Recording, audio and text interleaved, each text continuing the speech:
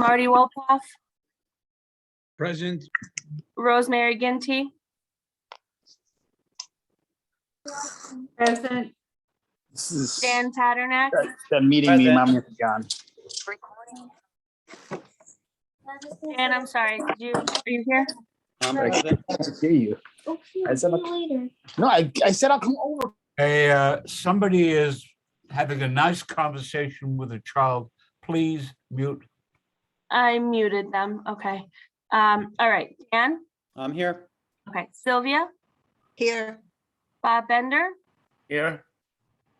Paul Ellis, Here. David Gelman. David was here, I did mute him. Oh, sorry, I don't know why the unmute didn't work. Anyway, yes, I'm here. Marvin? Marvin, are you here? Okay. Tracy Pardo? Tracy? Julie Reyes?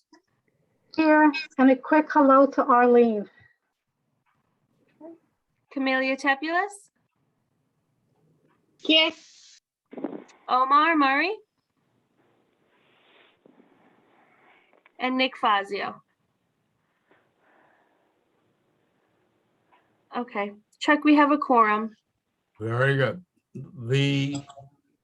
At the moment, I believe neither or none of our local elected officials are here.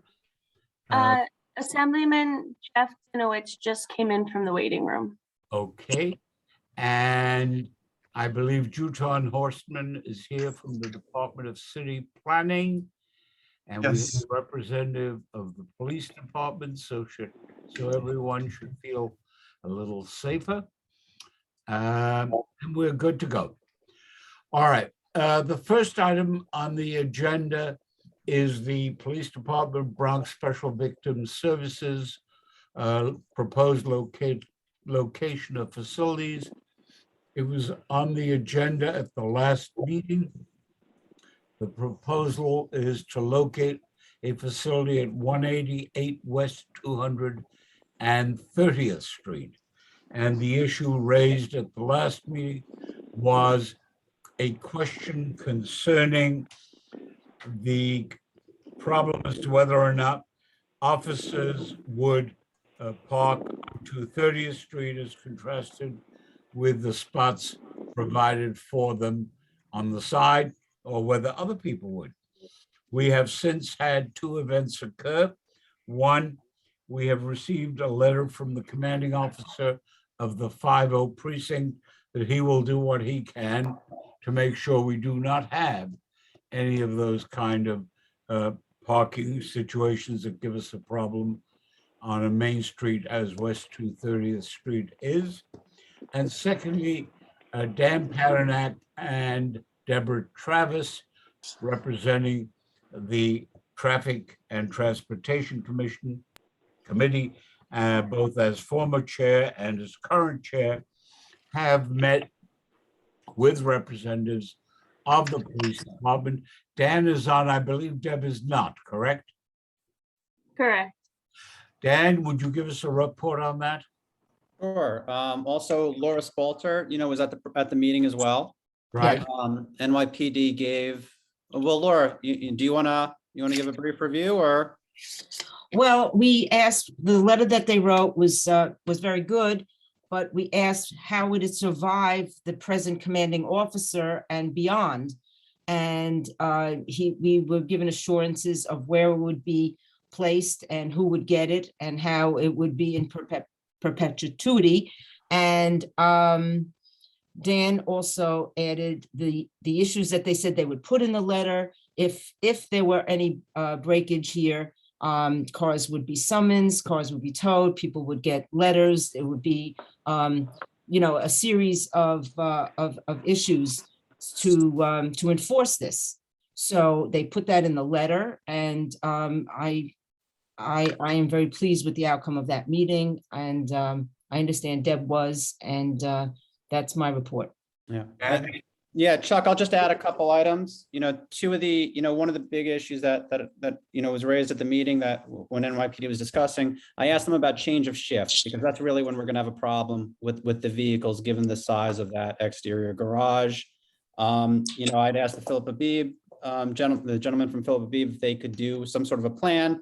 NYPD, one of the inspectors stated that they'll coordinate a protocol of its officers where they'd be contacting each other as they come in and go out for change of shift. That's when you're going to see the influx of cars where you have those personal vehicles there. And there would be about upwards of 15 personal vehicles each shift from the officers who are going to be there. The other item is two other quick items. An easy one, we asked for signage or asked them if there would be signage on that gate. So that way there weren't persons outside of NYPD entering that exterior lot, the exterior accessory lot. So they would put some sort of authorized users only or NYPD tags on that gate so folks did not enter that lot. And lastly, I just made, a comment that it was not just West 230th Street, but also exterior, Chuck. And I know you know that street and how busy it is in that intersection. So it wasn't just West 230th, but also exterior avenue as well. So I'd say those are the big issues, but overall, I think NYPD answered the concerns and said they would address them. Thank you, Dan. Thanks, Chuck. Any board member have any concerns or questions concerning this matter? Any hands? All right. On the motion to approve the application, is there any dissent? Seeing no hands, Chuck.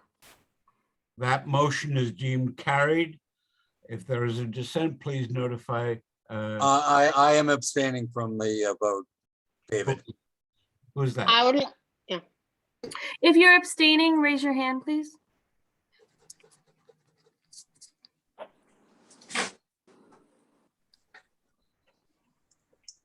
Just for board members. Jillian, I don't, Only the board members. so just one, David. All right, Yes, thank you. very good. All right, the second item on the agenda. I'm sorry? We're going to do a change of the agenda slightly to move up an item which has a fair number of people having indicated they want to either hear it or be heard on it. It is item number 5, 326-318 College Road, Department of City Planning. It's a number 202-1K021, pardon me, 202-1K0321, new building 2021X0322, Landmarks Preservation Commission, docket number LPC 21-07-195. Since there are a fair number of people who have indicated they have views on the subject, we have a petition bearing their signatures, or the signatures of at least some of them. And we have all received, or many of us have received, telephone communications and the like.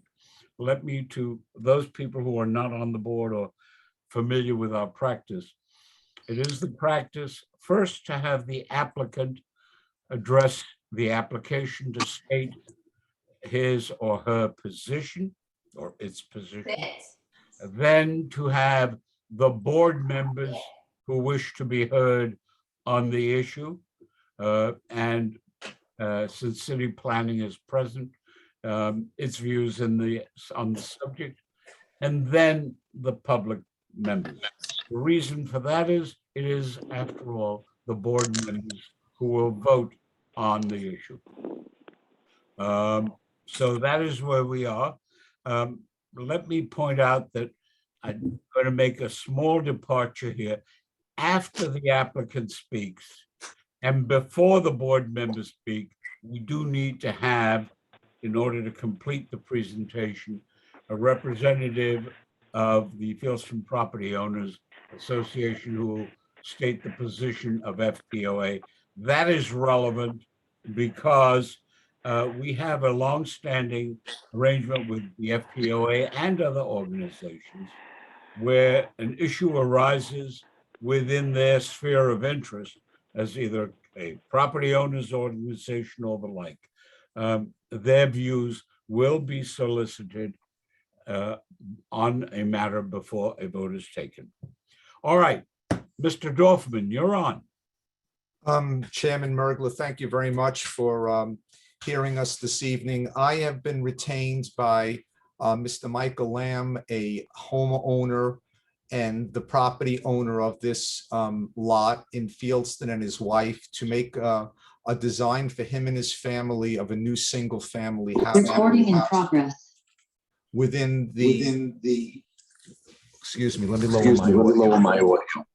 Within the Fieldston Property Owners Association, the Fieldston Landmark District, and also the natural area, the SNAD District.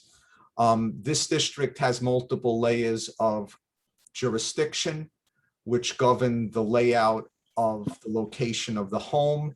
It also has to conform with the Landmark Preservation District rules for filing of a new building within the district. And it also has to conform with the Fieldston property owners jurisdiction. Mr. Lamb retained us approximately 14 months ago, and we've been working on this project diligently since then through COVID, through Zoom meetings, and we have worked with, first with the Special Natural Area Coordinator, Mr. Jutton Horseman, and the city planning staff, as well as their legal department, to work on the subdivision of the property, which has been ministerially approved and granted. And now we're concerned with the location and the siting of this new single-family dwelling for Mr. Lamb's family. His house presently is adjacent to the south of this lot.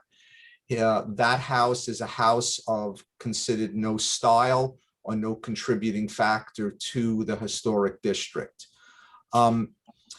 This, by way of location for those people who are not familiar with the Landmark District, You wrote a good letter, Daniel. this map that's shown on the screen now is a location of the historic district. The house is located. Hold it. We don't see anything on the screen. I've made you co-host, so you should be able to share your screen. Okay, hold on a second. I'm sorry. How, Jonky, is there a place? How do we share screen? You are sharing the screen. At the bottom of the screen. At the bottom At of the bottom of the Zoom page, you should see a green button that says share screen. okay, screen one. Got it. Share. Okay. Do you now share? Yes, you're good. Okay, I just lost my whole, okay, I guess it doesn't matter. Okay, so now on the right side of the screen, you're seeing the boundary of the Fieldston Historic District. More of the area in this map is included in the, sorry, the audio is coming. More of this map is included in the Special Natural Area District. The red mark here is the location of the site. The prime access roads into the historic district are through West 246th Street from Broadway or from the Henry Hudson Parkway. The other prime road through is Fieldston Road, which comes from the south by the Fieldston School and to the north by Riverdale Country School. Those are the four main accesses. There's another main access which is by Manhattan College through Waldo Avenue. And this being probably the least traveled access road in through Tibbet Avenue and West 252nd Street. In terms of context, we are looking at the screen I'm sharing with you now is showing This is the landmarks presentation package. There are two packages. One is for SNAD and one is for LPC. As I said, there are multiple layers of jurisdiction. These are some of the houses that front on College Road. You can see some have what's considered styles. And out of this page on this road, 3 have various revival styles and 3 have none. Now, These let are, me interrupt, sorry. so that nobody gets a sense of their property being deprecated. The Landmarks Commission, when it first adopted, when the law was first adopted, created categories of those that had, quote, style, and those that did not, for the purpose of just categorizing where particular attention had to be paid, and particular attention in terms of legal requirements and regulatory requirements, and those that did not. The fact that a property is not marked as having a distinctive style or the like does not necessarily mean that that property is lacking in any great quality other than what is part of that qualitative or quantitative examination. I'm sorry to interrupt you, but I just didn't want people thinking their properties were being deprecated. I didn't mean any disrespect to that. I am basically referring to the master plan for the historic district, which I believe was enacted in 2006. So just to talk about that, in the historic plan and the description of the district, there's a sentence: the district is characterized by the eclectic variety of residential styles, including variances of colonial revival, craftsman, various picturesque revivals, including medieval, which you see a few on the screen now, Tudor, Mediterranean, as well as formal modernistic houses. I quote that from the designation report. So as you see on this screen, again, on this block, there are a number of houses that have various revival styles and some that are not considered with any style in particular. So we were asked by Landmarks to make a number of comparisons. Well, let's first go back to the city planning. Now that you get a little bit of a context of the houses that are on the street and a little bit of the actual location. This site is a through lot that fronts both on College Road and on Tibbet.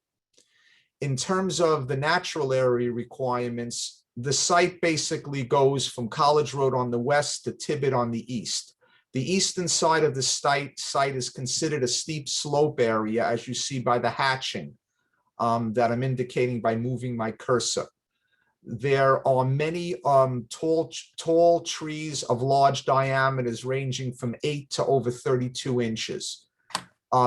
Through consultation and negotiation with city planning, the owner originally wanted to site his new home within the trees, but city planning would like, and the intent of the natural area district would be to preserve as much of the steep slope or all of the steep slope as well as the trees as possible. So we worked with city planning to provide a place to locate the new dwelling on the side, that the western side that fronts on College Road, which is more of a flat area or an area with, I'm just going back to, excuse me.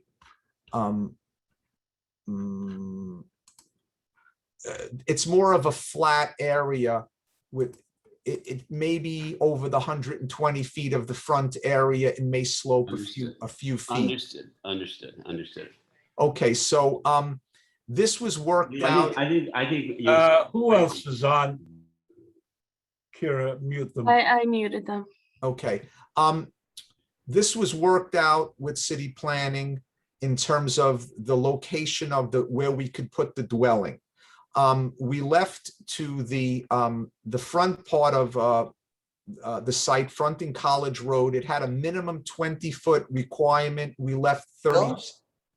We left 36 feet in front of the house to set it back as far as possible from the street to give it a larger front yard.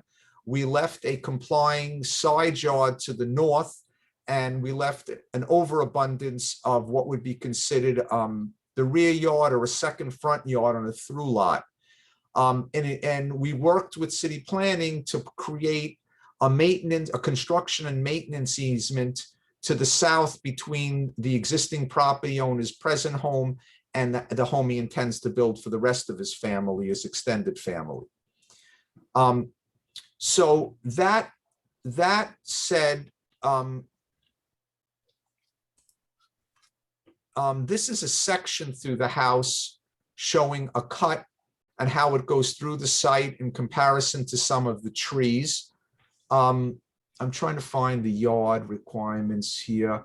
While you're there, Yes, one of the objections that has been raised is that you are not in compliance with the side yard requirements in that on the south side of the property, there are only 6 inches of side yard. Is that correct?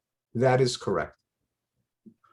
Have you sought a variance or relief from any entity for that? That is part of our application with SNAD. The legal department of SNAD has supported this because the law allows for variations to the yard requirements in order to preserve the typography, the trees, the slope, the rocks, the aquatic environment. That's the intent of the special natural area district. And instead of locating the house in this area of the site, which would have removed many trees, it would have cut into the slope. It would have, we are permitted to remove trees within 15 feet of the perimeter of a house. So if we were to locate a house here, we could practically legally cut down most of these trees and plant new 3 to 4 inch trees to make up for the tree credits. So instead of doing that, It work. I'm not sure. Hello, Kira, please mute the speaker. Sylvia, please mute. Yeah, so I have your number. Ma'am, please do not interrupt. The speaker is speaking. You'll get your turn. So in exchange for preserving pretty much the entire steep slope area and almost all the trees on the site, we've made a smaller side yard. And So let me see if I understand this, so that the board has that issue on the table before it clearly. There is non-compliance on the south side. Apparently, there are only 6 inches of side yard there, but that non-compliance has been or will be sanctioned by the Department of City Planning's legal department. Juton, is that correct? He may be muted. Yeah, sorry. They're asking for a modification to the side yard requirements. And If they receive the approval of the side yard modification, then they would be able to have the reduction of side yards. But we won't know that until we act one way or the other. Is that correct? Well, they're seeking that right now. Like that's part of this application. Okay. The second part of that is the result of that would be that there is less than 9 inches or 9 feet maybe from the existing house to the south and less than 5 from the existing porch. Is that correct? Yeah, I mean, I think that those are questions that Hal should answer, but yeah. Okay, we were asked by the Landmarks Preservation Commission staff people to make a comparison chart of lot coverage as well as side yards. So we diligently walked and drove the natural area district and compared it to the Landmarks Preservation boundary map. And these are 6 and 5 other areas, as we presently are proposing 10 foot 5 inches between the properties owned by the same property owner. And as compared to other houses in the district that are 2 and 3 stories, we have ranges of between 12 and 17 feet between houses. As a comparison, there are other conditions that are similar to this that exist in the district now. How do you respond to the following then? First, that may be true elsewhere in the area, and those buildings have been, as I look at them, probably pre-existing for a considerable number of years, probably before before SNAD was enacted in so far as Fieldston is concerned. And secondly, how do you answer the question that while you focus on the distance between your proposed building and the next door building, that's owned by the owner of both properties, and there's no requirement under law or otherwise that he hold on to his building in perpetuity, unless you're telling me that you're prepared to submit a covenant of consent.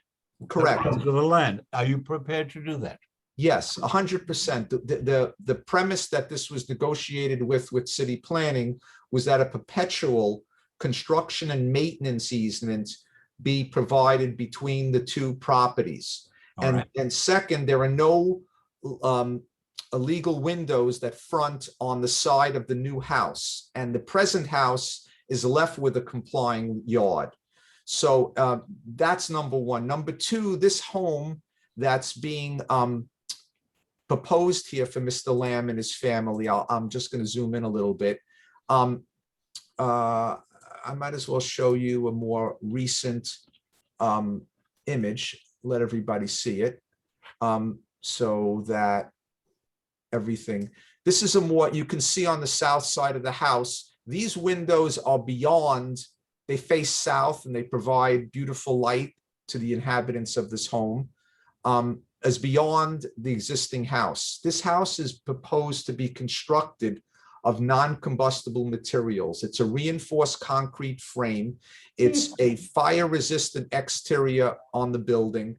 And due to the most recent sustainability laws of November 2019, we're required to either put photovoltaics on the roof or put a flat roof. So we've opted to put a green roof, which reduces the amount of rainwater that comes off of it because it has plantings on the roof as well as earth. And because we're making out of it a reinforced concrete frame, we can sustain the weight of the water of up to 6 to 12 inches of water on this roof without a problem structurally. So the comfort of this home to the occupants is far superior than probably 95% of the homes in Fieldston. And I would venture to say, if people in Fieldston could have a home that would provide the comfort of those living in it as this home, I'm sure most of them would trade up. But I don't even want to go there as a designer or a creator or a craftsman. Another image of this home, because of the proximity of one home to the other, we created this vertical design element in consultation and with the landmarks preservation staff, Mr. Bill Neely, who was the deputy director at one point, to create a vertical element. Many houses in Fieldston have very strong, and this is one of the prime examples, vertical chimneys. And I would opt to say that there's probably nearly no homes that are being constructed today that have chimneys on them at all. Most houses have direct vent boilers or have no boilers at all. So we're trying to find a new way to create a vertical element to echo that design element that's on many homes in Fieldston. And we arrived at this method of doing this. This house, in terms of its color, is marble. This is natural stone, field stone that goes around.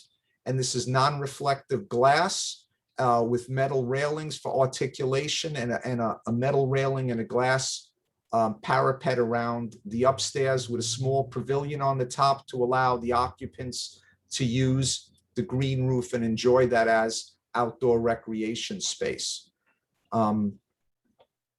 In terms of, there was some questions on lot coverage that arose.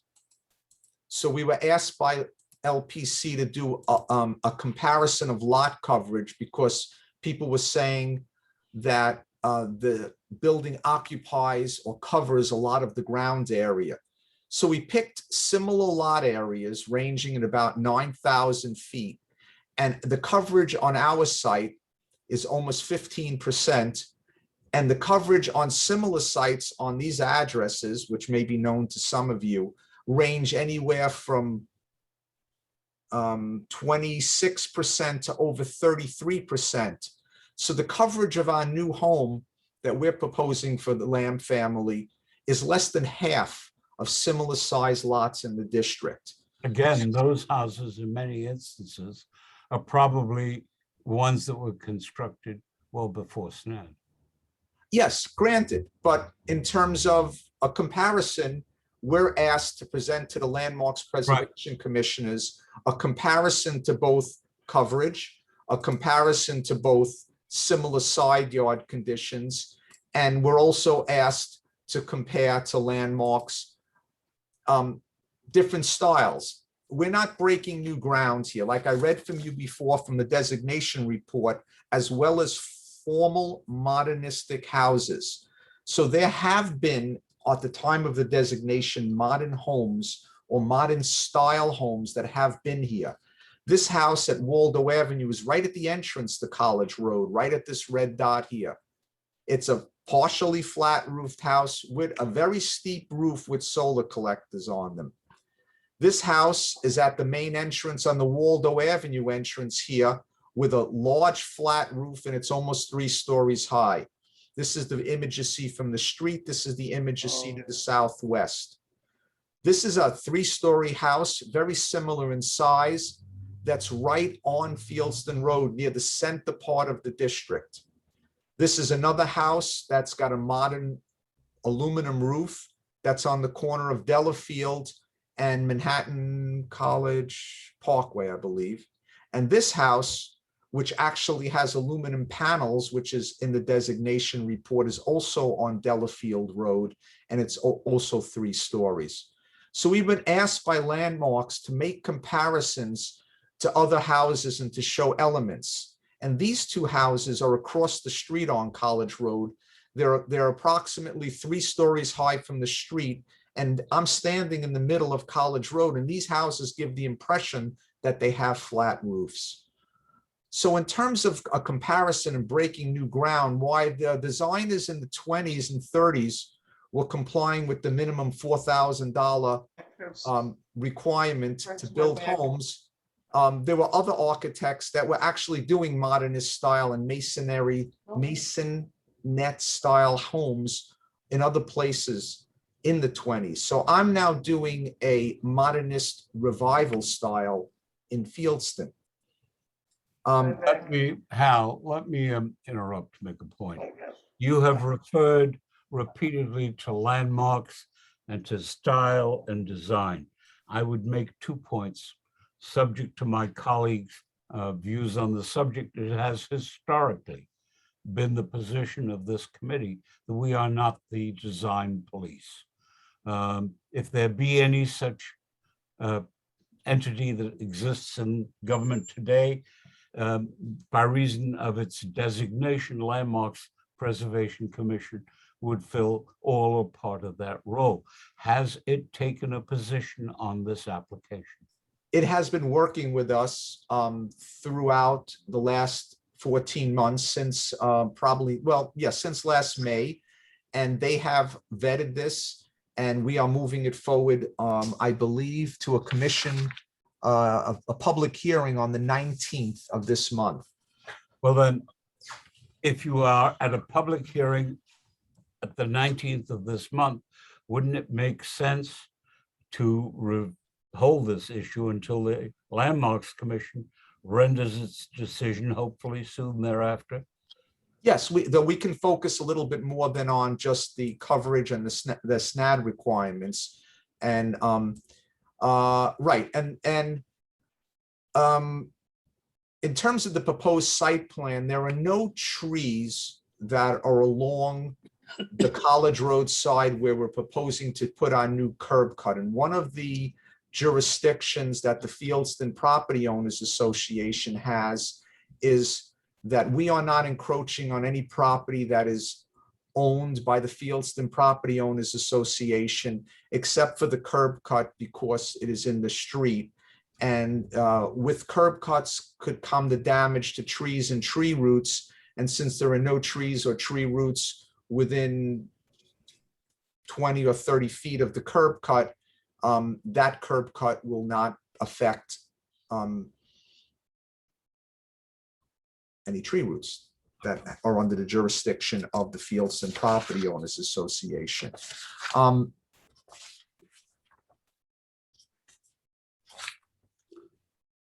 Anything else, Hal? Both the owners who have retained me and I think that this building will contribute to the sense of place of Fieldston for many decades to come.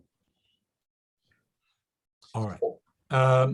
I would like next to hear from FPOA and then from the board members, if they have any questions, or committee board members. Mr. Schmidman, are you present? Present. Thank you, Mr. Chairperson. I'd like to share, together with my colleague from the FPOA board, Seth Goldstein, some items for sincere consideration. The FPOA, Mr. Chairperson, and the board members, as you are all aware, includes over 250 households.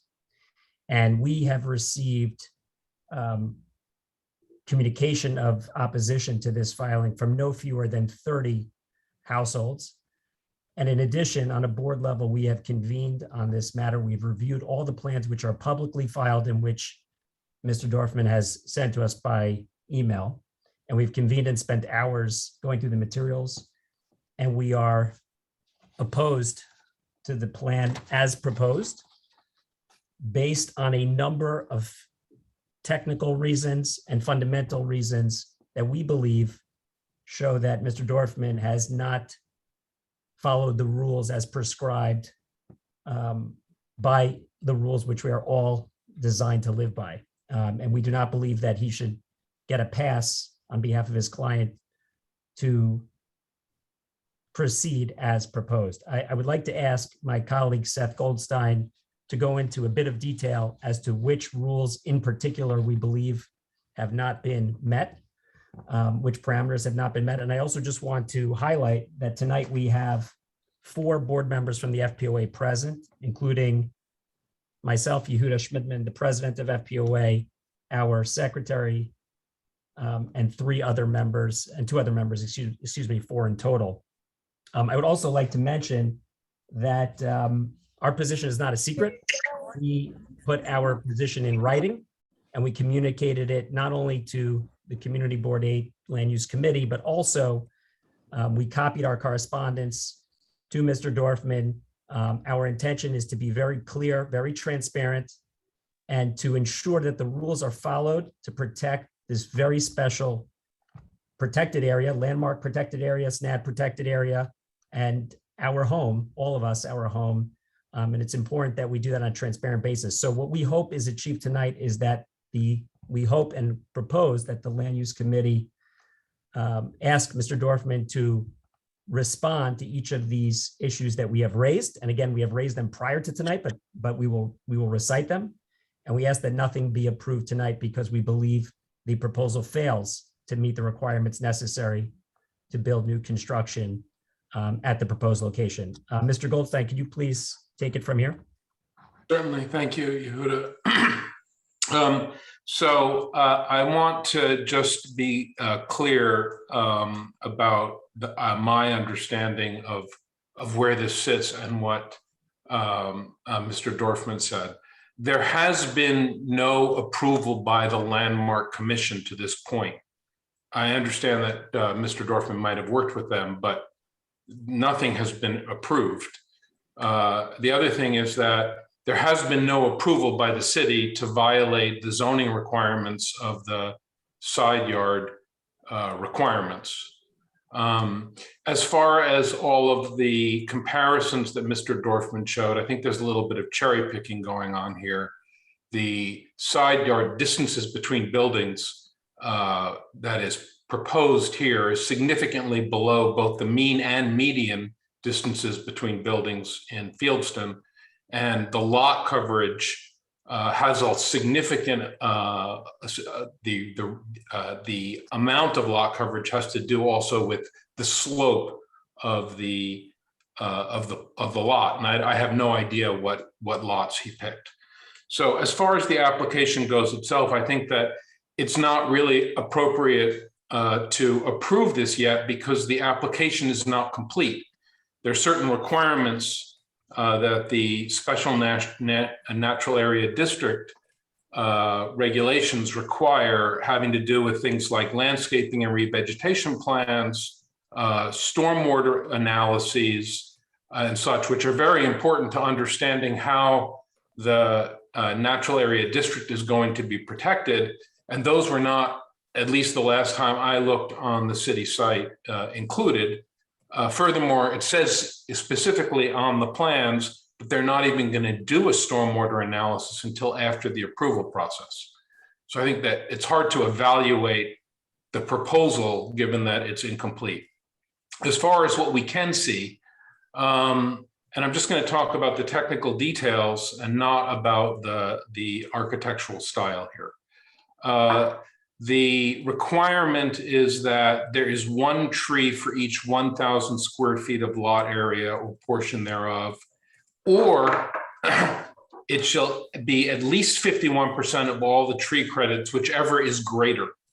And this particular proposal does not preserve 51% of the tree credits that are on the site. In fact, in addition to the tree credits that they show preserved, and you can see it on the screen here, and removed, and the ones that can't be counted because the critical root zone is being invaded, there seem to be 4 trees that they count towards their tree credits that shouldn't be counted. And on the proposal, those are trees 7, 17, 20, and 26. So the proposal as it stands now does not meet the minimum requirements for the trees. The other thing that you can also see, and Mr. Dorfman, thank you for leaving this up on the screen, is that the lot does not sufficiently allow for a steep slope buffer. So in addition to not building on the steep slope, the building is supposed to be at least 15 feet away from the steep slope, and it is not. So these are two very sort of SNAD specific requirements that this particular proposal does not meet. I think more importantly is the side yard issue. And I think this is one of the main objections to the proposed construction. So the side yard requirement is that there be 20 feet of total side yard. So in this case, that would be 20 feet on both the north and south side in total, with a minimum of 8 feet on either side. So this proposal proposes 8 feet 6 inches in total, so less than half of what is required, and 8 feet of it is on one side and 6 inches is on the other.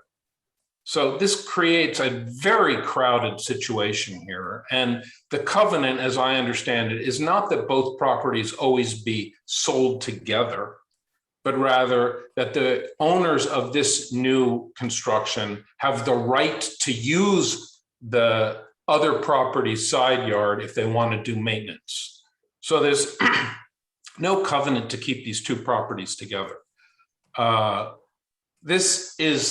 There's a reason for these zoning regulations independent of SNAD. And the fact that Mr. Dorfman has found a couple of properties that get close to the minimum distances between two buildings does not say anything about the total side yards that those buildings have. So he talked about one side, but what about the other side? So at less than 50%, I think this is problematic. As far as the lot coverage goes, this isn't so much how much of the total lot is allowed to be built on, but there is something having to do with this being in a steep slope area, what's called a tier 1 site. And it says that if for a tier 1 site, what this lot should allow for is, okay, I'm missing the numbers. Oh, is 1,200 square feet, but the proposed lot is 1,440 feet. So that's almost 20% larger than is allowed. So basically what's happening here is this building is just too big for the site. They're covering too much space and they're getting too close to the neighbors. And I think that's sort of the number one objection that we have to the proposed construction. Thank you. Thank you, Mr.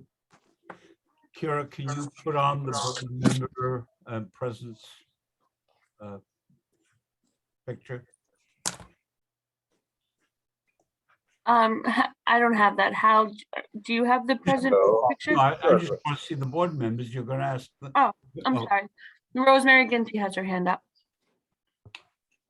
Wait a minute. Let me just run down this. I think I see Rosemary's hand up. Am I right? Okay, but Chuck, if you have somebody else in mind to speak before me, please. Oh, yes, I do have one person. Okay, no, fine, more than fine. Great. Assemblyman Denowitz. Jeffrey, are you there? I'm trying. I had to unmute. Well, good evening, everybody. I can't possibly speak to the very specific points that either Mr. Schmidtman or Mr. Goldstein spoke about. I'm not an expert on this, but what I can tell you is this, and I look at it from really a larger perspective. You know, I've been to this board and to the land use committee many times over the years, as well as other bodies such as the BSA. And the one thing I've always talked about is density. Whether we're talking about Webb Avenue in the Kingsbridge Heights section, whether we're talking about the large buildings that went up in central Riverdale, that has always been my concern. Now, you may say, well, this is just one house in Fieldston. What's the problem? You know, to me, it's almost like death by 1,000 cuts. This site, and I've been there, I walk through Fieldston almost every day in the morning. And I was there this morning, both on the College Road side and on the Tibbet Avenue side. I couldn't imagine how anything could be built on my camera just went off for some reason, but I can't do much about that. I couldn't imagine how you can possibly even think of building something on the Tibbet Avenue side of the property. But we're talking about College Road here. If you look at that site, and we're looking at, well, I don't know if we're looking at it right now. To me, it's very narrow, as has been discussed. I'm not even sure how it was possible to divide this into two separate lots in the first place, but I gather that's happened. It shouldn't have happened if it already has happened. There's not going to be space between the two houses. The character of Fieldston, I think, is threatened, yes, by one house, because I'm sure something similar can happen on a number of other properties in Fieldston. The issue of the side yard requirements, I think, is a very important issue. And I don't think it's one to be easily overlooked. The density in Fieldston is very low compared to most other communities, but I think it's important that that's preserved. Now, this one house, I mean, I'm not going to criticize the architecture. I'm certainly not in the position to do that. It certainly stands out as being very non-conforming to almost anything else in Fieldston. But I know Mr. Dorfman, I'm sure he's an extraordinarily excellent architect, but to me, that's not even the point. The point is, we should be doing everything we can, and I try to do that throughout my district, to make sure that we don't allow things to destroy the character of a community, to take the camera down, to adversely impact the community. And yes, I believe that this could be one of many that could happen in our community. And I do not think that it's in the interests of Fieldston or of the entire community. I think, what does SNAD even mean anymore if every time there's an application, it happens anyway? It doesn't make any sense to me. So I would hope that at every step of the way, whether it's the land use committee, whether it's the board, whether it's other bodies that deal with it based on it being an historic district or a special natural area district, that this proposal be rejected as is proposed right now. Thank you very much. All right.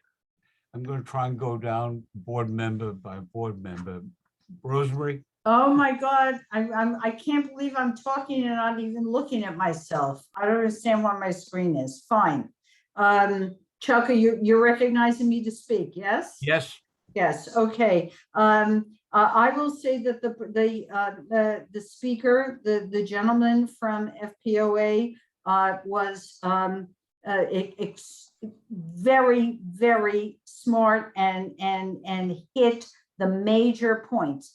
I just want to hit at this point, I guess two points. SNAD, Natural Area District, was created, and the waivers that they are requesting, yards, heights, whatever waivers, zoning waivers are being requested.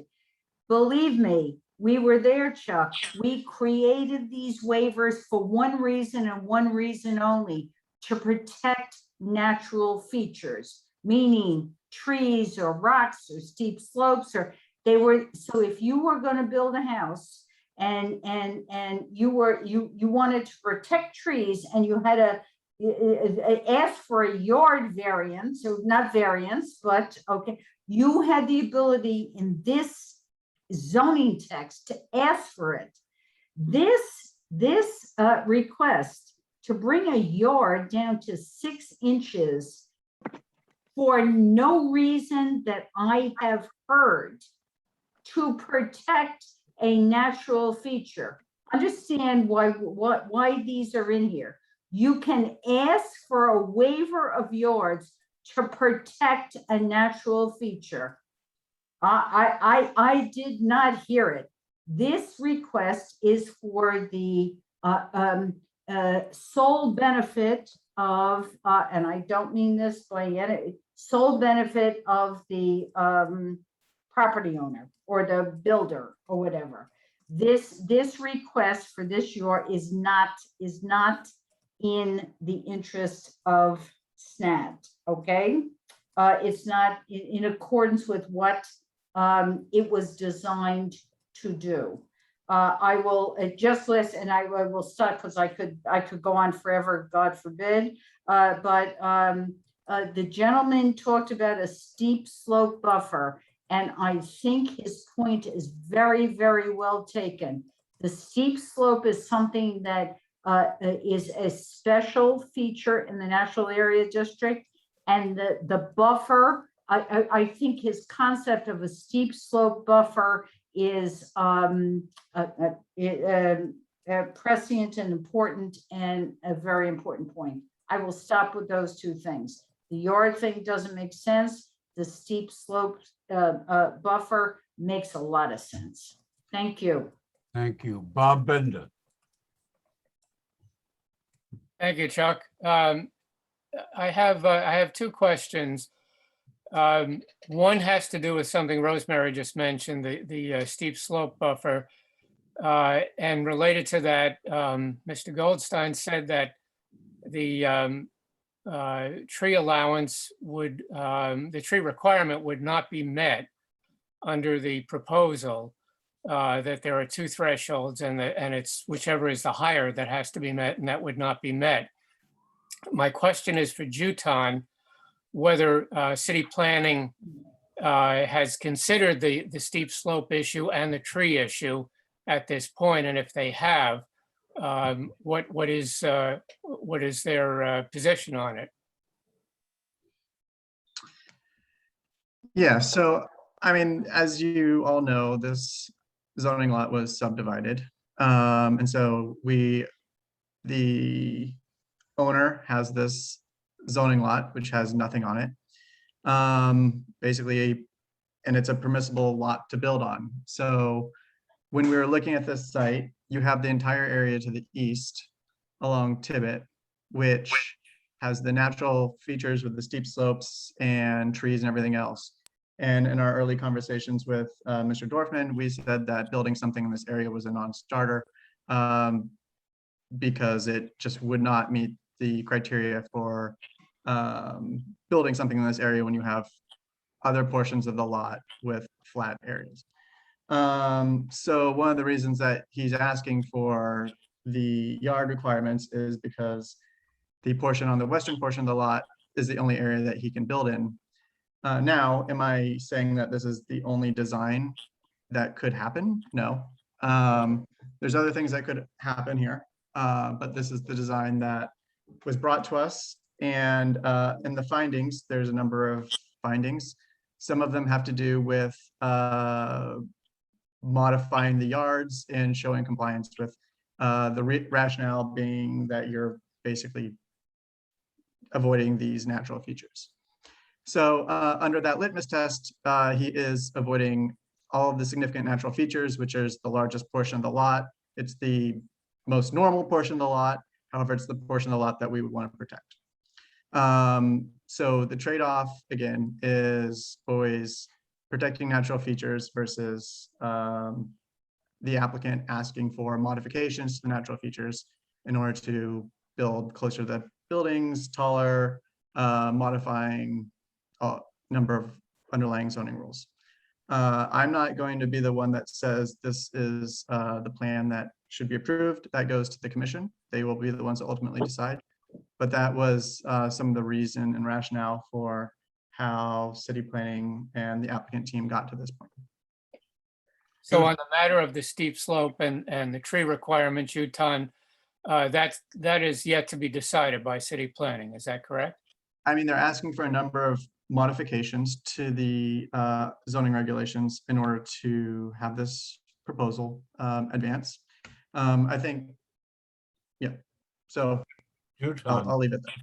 Jutan, you referred to design features and that there are other designs that could be, you're talking about the design in some structural form, or are you talking about it in terms of whether it's modern or otherwise? As far as the location of the building and how it was designed and how all of what the applicant is asking for modifications. Location, I see, okay. So it's a balance of, right, like, so they're encroaching in the steep slope buffer to the eastern portion. Now they could make it a smaller building. However, the applicant is making the claim that in order to meet the programmatic needs of the building, that they need to have some of that distance. Does that mean that they need all of that? Maybe, maybe not, but they're at least making the argument that they do. So that's up to the applicant to justify and that. Bob, have you finished? I have. Thank you, Chuck.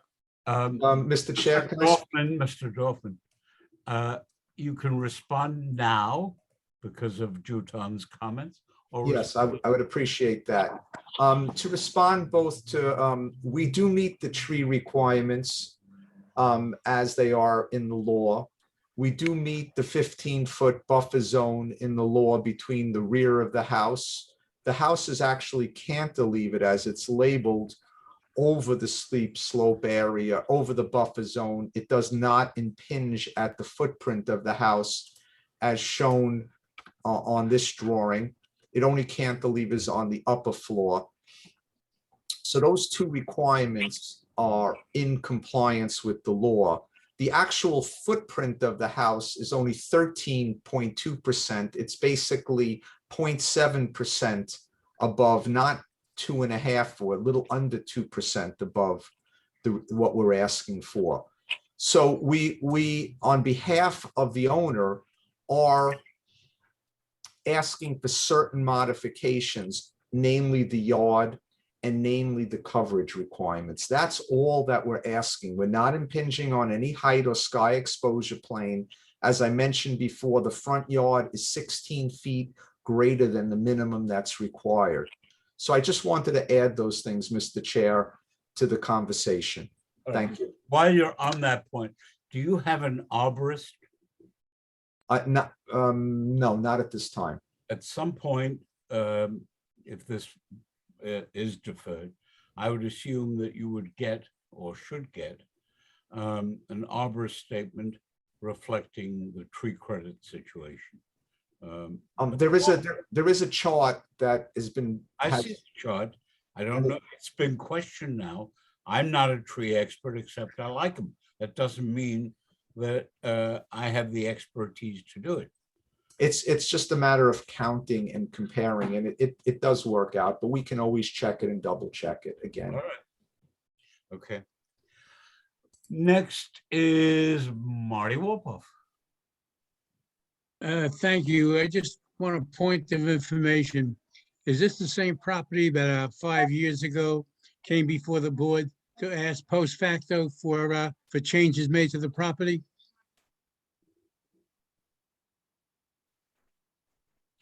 Yes. Mr. Dorfman, there's a question.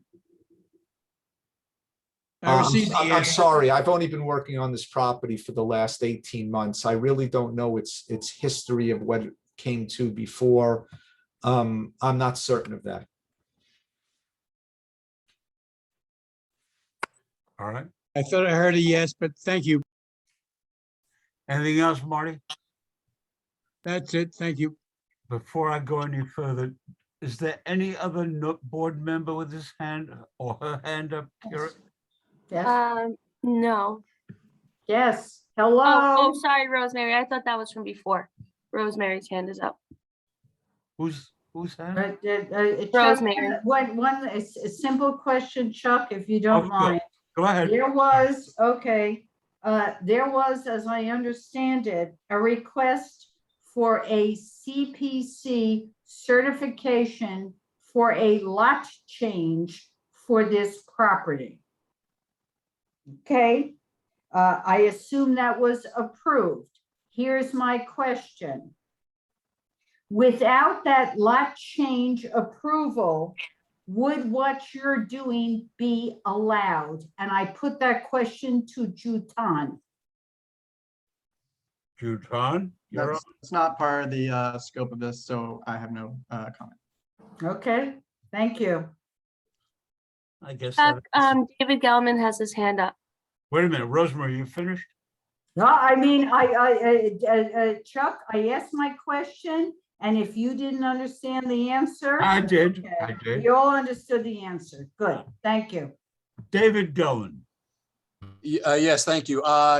Given what we've heard in the past hour and some of the objections that were raised relative to landmarks and to the FPOA, it's not clear to me that it's ready for prime time, that there's a complete product for us to review. I think there are questions that need to be resolved before we spend any more time on this. Well, David, I hear you. Just hang on a minute with that. Will you please? Will you hold that a minute? Absolutely, of course. I have a couple of questions on issues. Mr. Dorfman, is there contemplated to be an air conditioning, in-house air conditioning system here? Yes.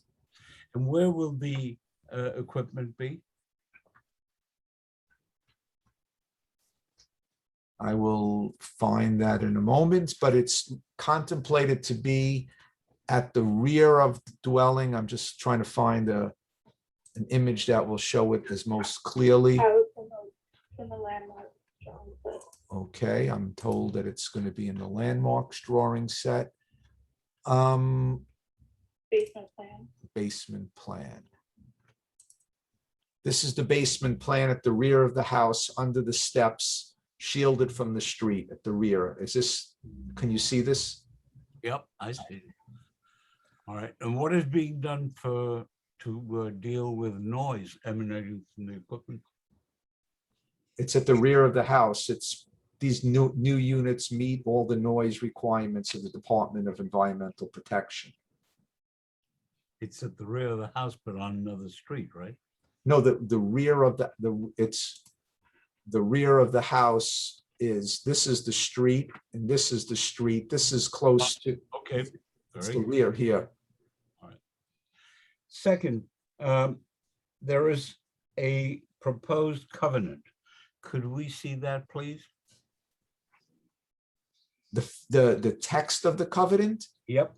The text of the covenant is legal. It's beyond, it's not something that I would be drafting, but in terms of where it shows on.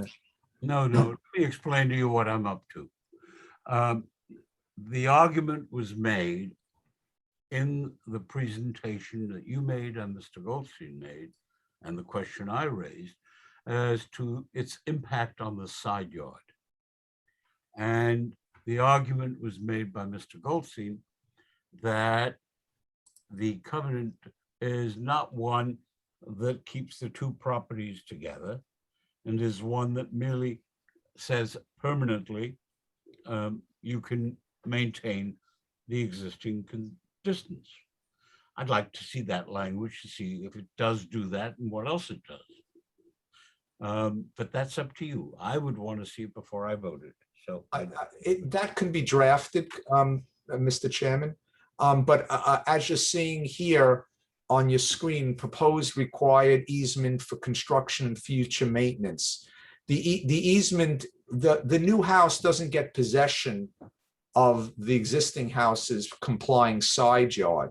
All the existing house does is grant to the new house a way to maintain its property should it need to be maintained. This type of the construction that we're proposing is a very low maintenance home. That's not the point. The point is that there's a lack of compliance with the side yard requirements, which give the impression of a lack of an increased density.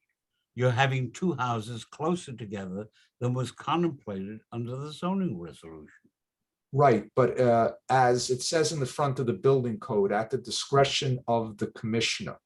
I understand that. The SNAD law was created with a give and take. And in exchange, the client did not want to put the house at this location. This is a beautiful, mostly level area. He would have preferred to keep this as his recreation yard. He wanted to place the house where it says area of no disturbance in the trees. And I would have loved to design a house in this location. But in consultation with city planning and the staff, as it was said before, disturbing this area is a non-starter. However, the law allows us to design a house in this area. I bet it would probably be a smaller footprint and a taller structure. It might be 4 stories, but I'll call him back. But it could be designed here. So in exchange for preserving all of the trees, all of the slope, and this path that you see here is just a hand-dug path made of wood chips and gravel, just so they can walk through and enjoy this because they wanted to have the site accessed from the east. They wanted to be able to come and transcend from the east to their home. So in exchange for preserving that, for keeping the 15-foot buffer, for maintaining a side yard from another person's property, where the owner is asking for a modification to the south side yard, and about 1.5% in terms of coverage, but it's coverage as measured from the roof. It's not coverage as measured from touching the ground. But yes, to answer your question, I'm sure the owner would be happy to provide you with a copy of the easement for you to review. As a point of information on that as well, the applicant, Mr. Dorfman, and the owner, in their findings have made a statement saying that they will have this. So this legal easement So the only way that they would be able to show compliance with that and that they would be able to get that approval would be to have that document. Even if they don't have it at this time, it will be part of the requirement for approval. Now, I do not see any other board members' hand up. I do see members of the community's hand up. We have a very long agenda, and so what I'm going to do is impose a time restriction with respect so I can get as many members of the community an opportunity to be heard. Let me start with Mr. Goldstein, who has his hand up because he has been representing FPOA. Mr. Goldstein. Thank you. Mr. Dorfman, could you go to page 2 of your document here, please?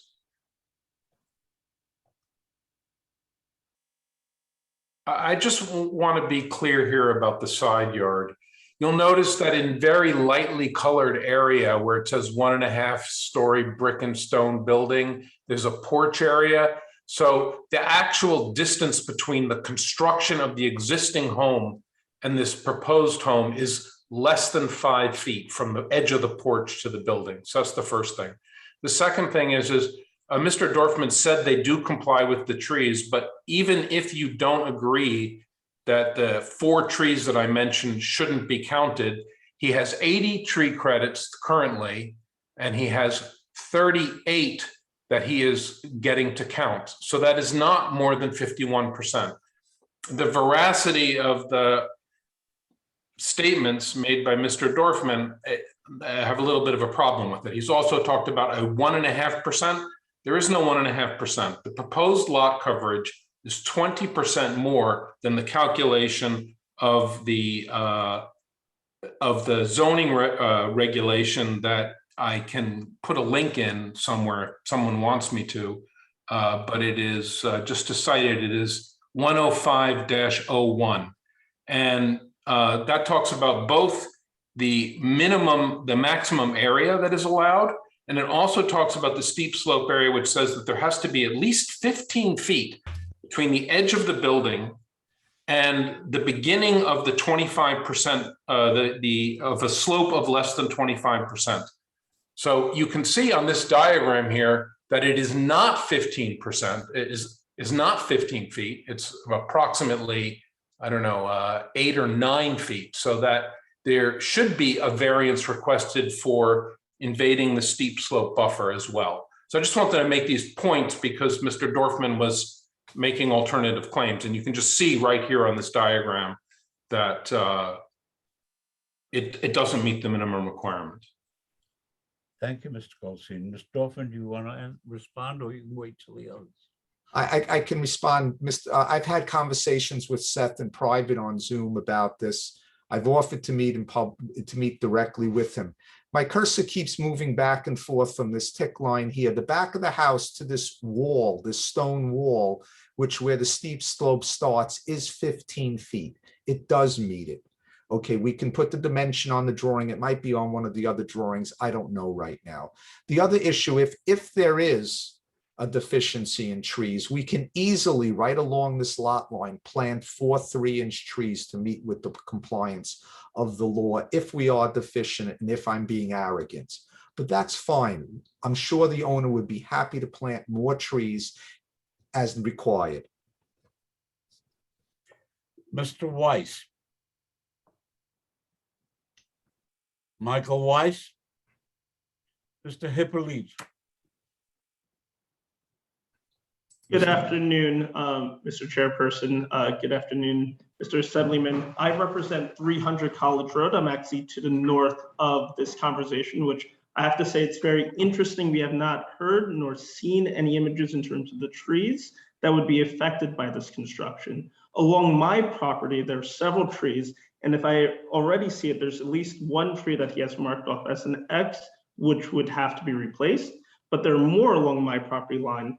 And also my property line in terms of just the comparison that we had seen earlier. The north of the street is 300 College Road. Obviously, it's a medieval revival. And this picture isn't even accurate in terms of description of the trees because it is a season when they're not in bloom, nor can you ever really see the roots. I think that before this committee, and I would ask this committee, before you would take any vote, to really have an arborist come around and see how many trees would be affected on my property, as that has not been a discussion at all, nor have we seen anything that takes in consideration how that would affect, the trees along that line as well as the slope. Nor have we heard anything in terms of what their plans are for construction and how they would actually construct the building that side without encroaching on other people's property, specifically since we've seen they only have less than 6 inches on the southern side of their property. Thank you so much for granting me this time to speak. Hal Dorfman, do you have a response? Okay. Yes, thank you. I just had to unmute myself. I mute myself during when other people are talking to be polite. These trees are not being removed along the property line. They're just not being counted. This is on the north side of the house. This is the legal 8-foot side yard. Today, construction equipment can range as narrow as 5 feet, and it's intended that all the work will be within the property line and will not disturb the adjacent property line. There is a construction plan that's part of the public documents. That's just construction and staging. There will actually be a fence that's constructed 1 foot within the property line, and all the work to build a home will be inside of the construction fence that's outlined on this drawing. Thank you. Ms. Maidman? Randy Maidman? Howie Ravikoff? Oh, sorry, this is Randy. I just had to unmute myself. So what I'm hearing is that the owner does have a permissible lot that it can build on. And I do my to say I Ms. Maidman, you're breaking up. I that the owner finds a way to build on its lot. However, what I'm hearing is that in order to not disturb the special natural features behind on the back part of the lot, the owner needs to disturb the character of the neighborhood on the College Road side of the lot. And so I'm hearing the architect and the city planning representatives say that basically this is the better of two bad options. And I don't accept that. I don't think that they should be allowed to destroy the character of the neighborhood in order to preserve the natural areas. They need to preserve both. They need to find a way to make it work for both the natural areas and the character of the neighborhood. Thank you. Thank you. Melissa Weiss? Hi, thank you. I want to agree with the question about this covenant and this idea that these two homes are not going to belong to the same family forever, and it will set a precedent for the neighborhood of houses that are very close to each other, and completely change the character of this neighborhood that we all love and think of as a jewel of the Bronx. So I hope that the plan as is not approved. Thank you. Thank you. Mr. Raveloff? Okay. Justin Lara? Are you calling on me, Mr. Chairperson? Mr. Lara, yes. Mr. Ravikoff is speaking. Oh, well, okay, go ahead. Thank you for recognizing me, Mr. Chairperson. My name is Howie Ravikoff. I'm a property owner on College Road. I live with my family at number 336. I can understand a property owner who's looking to build a home may come before you asking for a single variance for some odd and unexpected circumstance that he's encountered.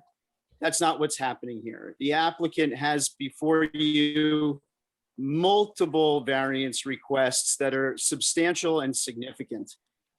First, he's looking to occupy more land than is reasonable. The lot coverage area exceeds what's allowed by 20%. It's a significant number. He's requesting a significant number of trees be removed beyond what's permissible.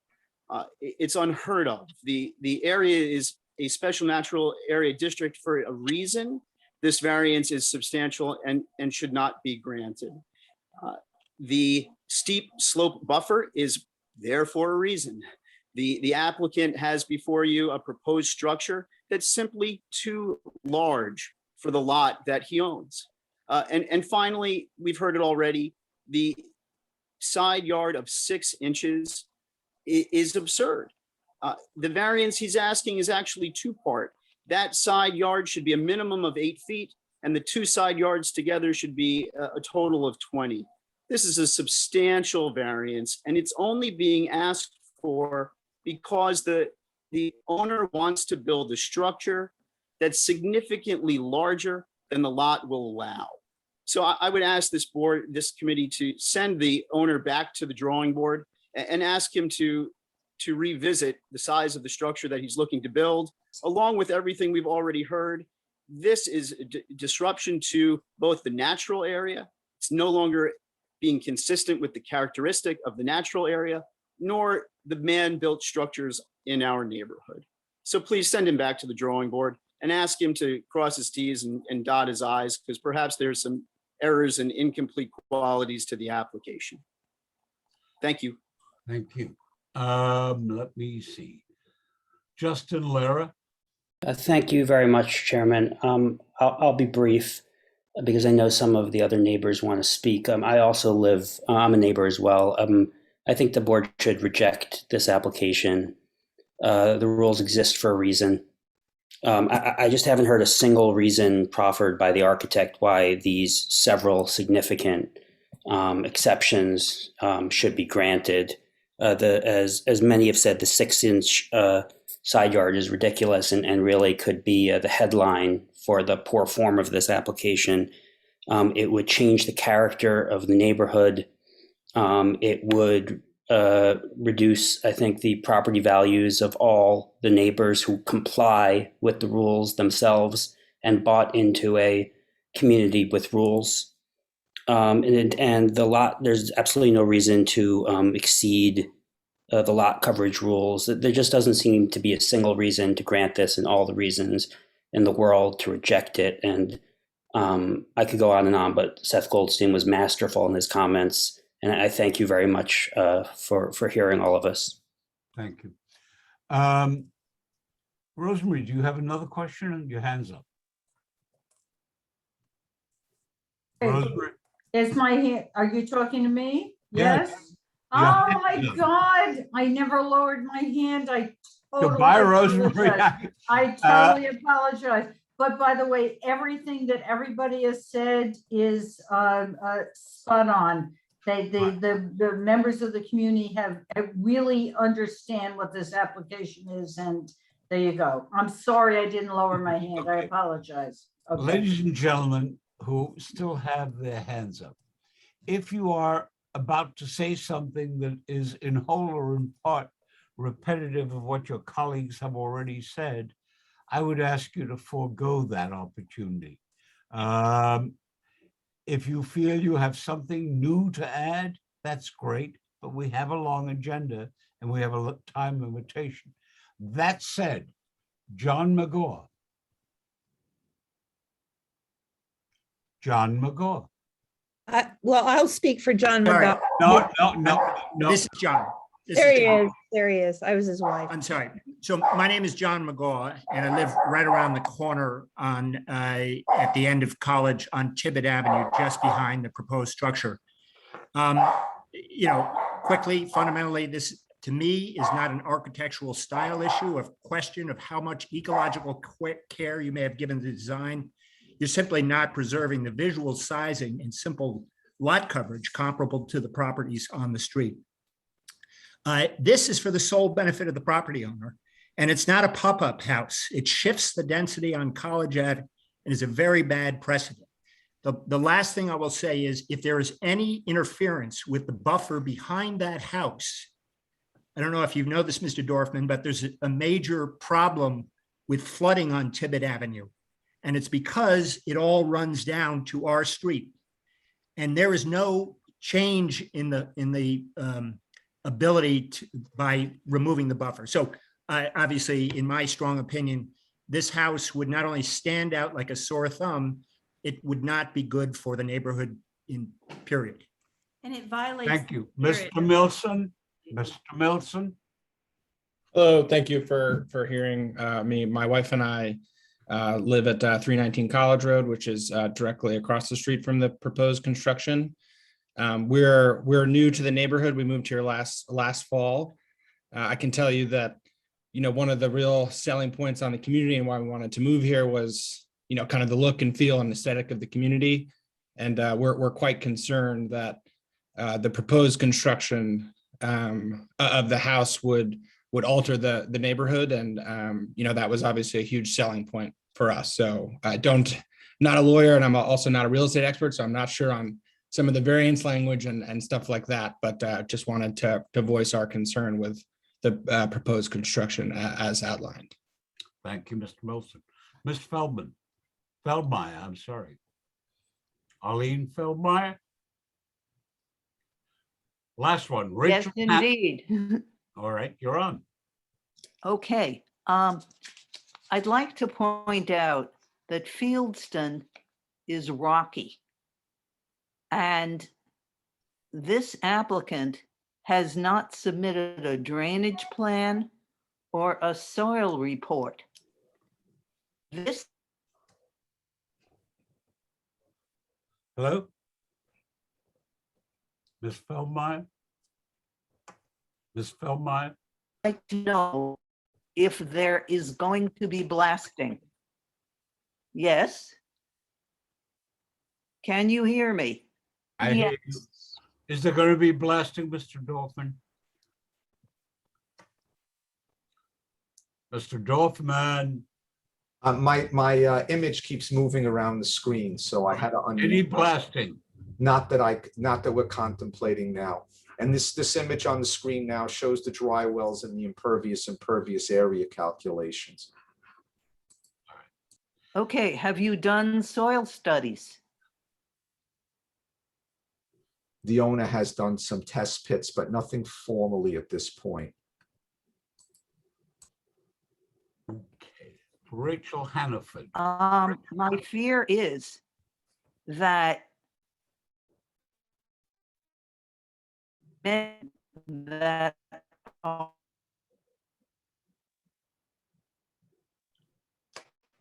Hello? they hadn't been considered before. Can you hear me? Yes, we hear you. They hadn't been considered before as buildable areas. Now, maybe that. I'm sorry, Ms. Feldmeyer. I appreciate your comments, but I've got to move on. Ms. Hannaford. Hello, thank you very much for hearing from me. I also own a property on College Road at 325 College Road.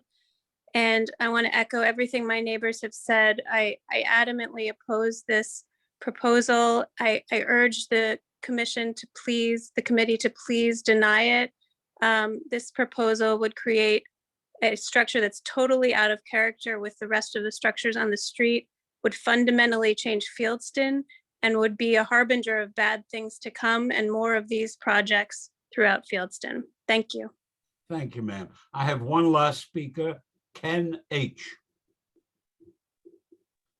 Ken H. Can you hear me? Yep. Yeah. Hey, how are you guys? I think I just want to echo my neighbor also. I just moved in a couple weeks ago to the College Road, 343 College Road. And I'm moving from Forest Hill Garden. I know the importance of preservation of the neighbor is very important. So I'm not expert for the design or the law or the easement, but I just want to echo my behalf of my neighbor, my family also, that I oppose this project. Thank you. Thank you. I can't figure Very out how well. to raise my hand, but I wanted to speak. I'm so sorry to be out of turn. Thank you. Who was that? That was Jennifer Goodstein, but I can't figure out how to raise my hand. All I'm a right, neighbor. that's good, Steve. Go ahead. Thank you so much. This has been very informative, and I'm speaking on behalf of the owner of 315 College Road, my mother. And we live directly across the street, and we really second what everyone else is saying, that this would really, really change the character of our street and the neighborhood. And would be a really terrible precedent, and I really appreciate everyone's thought. It's ugly. Thank you. That's all. All right. Thank you. The following remarks are directed primarily to the members of the board. I'm going to move to have this matter laid over. And I'm going to request, if the board and my colleagues agree, that the following be done. One, we're not the design police, as I said earlier. If there is anybody who has that role, it's Landmarks. And I think before we vote, we ought to hear from Landmarks rather than what staff of Landmarks said. We need to have a commission statement. Number two, I am concerned about the absence of a storm water analysis by the side yard variation that we've talked about at length. I'd like to see some clear understanding and representation with respect to the tree credits and what will be put in. Mr. Dorfman has indicated that he has no problem, or his client has no problem, filling any void that may exist. I want to know what the void is, if any, and what he's going to do to fill it specifically. I would like to have a complete answer to the issue of minimum lot coverage as to whether, as represented, it covers more than 20% than permitted. And lastly, the extent to which, if at all, there has been an invasion of the steep slope. So those are the issues that are on my mind, and I now move to lay this matter over to the next board meeting so that they can be addressed. I would make one more recommendation. I would recommend that the applicant meet with as many of these neighbors as possible to see if they can resolve any issues among them. He may have done so already without success. I would be surprised if he hadn't tried that. In any event, do I have a second to my motion from the members of the board? Second. All right. Chuck, can you just add that the covenant also be included? Oh, I thought I did. I'm sorry. I'd like to see the covenant or the language proposed to be incorporated therein. All right. Is there a second again? Second. All right. Is there anyone who dissents, who is a member of the committee, from the motion? Hearing none, I will deem the motion to have been carried by unanimous vote, and I thank you. We can now move on to the next item. The next meeting is in November. Do I have a deadline on this one, Juton? Yes, I can give it to you in a second. I don't have it off the top of my head. No, it's Justin Hortzman. What date? I'm looking up the referral. I've got the referral letter right here. Give me a second. November 24th. Yeah, November 23rd. All right. Mr. Dorfman, let me make a suggestion to you. In the event you are unable by the November meeting, which will be at the beginning of November, usually it's the first Monday of the month. If there is still open area and you need breathing room, I would suggest that you be in touch with the city planning department and work out with them a agreement to defer consideration rather than have us take a vote based on an absence of information. I think you'd run a greater risk. All right. Yep. Thank you, Mr. Chairman. Okay, the next item is BSA application 2021-29BZ 3904 Orloff Avenue. An application for a variance to permit in an R4A zoning area construction of a cellar and residential building that does not provide one required front yard. Is the applicant present? Yes, Chuck, and I've just made Mr. Dale a co-host if you want to share your screen. Excellent. I will do that. Hang on just one second. Let's try. And I would like, before you co-host or anything else, to address one issue, which I have a concern about. it looks to me like we are building a railroad flat here. You go into from one room into the next through the first, and the second, and third. So just one large room with exit room to room to room. I thought we'd gotten away from that. Let me take a look here at the floor plans as far as. No, you're correct. You know what? I'll share my screen, hopefully make this easier just to give an idea. Have you run this by the building department? This was initially presented to the building department only in order to obtain the denial for the filing with the BSA in order to get past this threshold issue. Hang on, I'm sharing my screen. Just 1 second.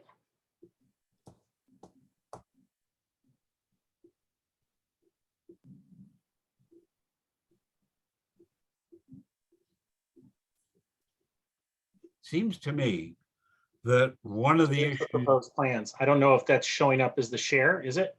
Yeah. Okay. It seems to me, based on a little bit of experience, that we made a public policy decision many, many years ago to avoid railroad apartments. I don't remember offhand whether or not that was provided in the building code or not.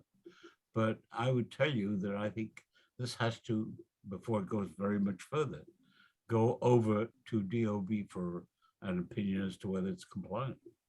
Because then you'd have to add another variance application. I am taking notes based on what you said. I would say that we have a long time. I'm not an architect. I'm the attorney for this application. Just to reintroduce myself, I'm Todd Dale. In my experience, we've had other applications that have had similar designs to this one. We have had not in this community board, not in this community board, in the 30 years that I've chaired this committee. No, not in this committee board. You are correct. I'm saying citywide, we've had this. We have worked with this architect on several different projects. And in our experience, you know, their firm has not had issues with presenting designs that wouldn't be accepted by the Department of Buildings. That noted, I've heard your concerns. I'll take a note on it. And we'll definitely get back and speak to the project architect. He's not, you know, with us this evening. And we'll get confirmation on that particular issue. All right, but you should have somebody check with DOB, please. I'm sorry, I did not hear that. I think you should check with DOB. Not Sure. No, the I mean, we can do that. That said, as noted, the initial application plans were submitted and the initial objection that was obtained was for specific purpose of going to the Board of Standards and Appeals. I don't know if it's gone any further with the plan examination process because I doubt it has. I doubt it has. That's why I'm suggesting to you, ask DOB to tell you whether or not that's compliant. Because you don't want to go there, get an action from Board of Standards, and then have to come back. Nope, understood. Understood. So thank you for that comment. Please proceed with your presentation. Sure. With respect to the application as a whole, this is for a variance. Let me get back here.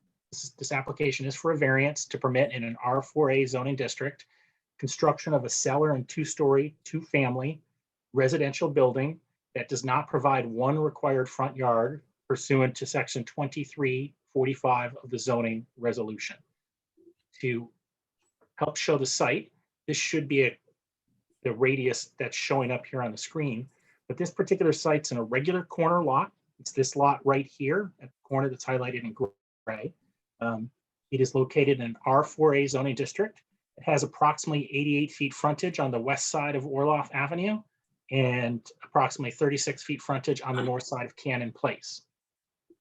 It is currently vacant and the total lot area is 2,412 square feet. There is no record of any past development. However, if you review Department of Building records, you'll see that in 2004, a prior owner had filed an application with the Department of Buildings for a cellar and four-story building. This application did have some initial plans approved. However, there was then an audit and a stop work order was issued to this job in 2006. That 2006 stop work order is actually still showing on the site. And in conjunction with this approval, it will be administratively removed. That noted, no work did proceed pursuant to those plans because of the stop work order. We're not involved with that prior owner. We don't know the full history, but based on the information we have, best guess is they were seeking to build this cellar and 4-story building and realized that it was not going to be zoning compliant and therefore did not proceed with the application. And just to confirm, we're not seeking any relief with respect to that particular filing. And during the course of this application process, we're hoping to have that application withdrawn and the stop work order then correspondingly removed. Now, this proposed development is seeking to develop a detached cellar and 2-story family, two-family building. Let me go back to the proposed plans here to show. And this gives you an idea of where we're the construction there. It would be a total of 2,091 square feet, which is a 0.87 FAR. A 1.02 FAR would be allowed on the subject zoning lot with the 0.75 base FAR that's allowed in R4A district, but then you're also allowed a 20% bonus if a construction is under a sloping roof, and you're also allowed a 300 square foot garage bonus. A garage is proposed up here on the western portion, northwestern portion of the lot. The first and second floors showing here are similar designs. Each one is 1,045 square feet. As noted early in the presentation, we'll review the compliance with the railroad design. The cellar is the same square footage, would be exempt, but it is just going to be used for storage and utilities. 2 parking spaces are proposed, which is what would be required by the zoning resolution. We are here requesting relief because a complying building, let me get back here and show you what a complying building would look like. This gives you an idea of what a complying building would be like. The complying building would be approximately 6 feet 5 inches to a sort of slope here to 9 feet 8 inches if you provided the 2 required front yards. Currently, we're proposing the 10-foot front yard along Cannon Place, but we are seeking relief to provide lot line construction along Orloff, which would allow the proposed building. Absent the relief, the lot would be infeasible to construct because of this oddly shaped, narrow building. That's the basics of the application. I'm happy to answer any questions about it. Let me give you a few more. You are proceeding under 7221, correct? Correct, yes. Why is this not a self-created hardship? Because this particular lot has always been in this particular configuration based on all available records. There's no situation where this was apportioned from another lot.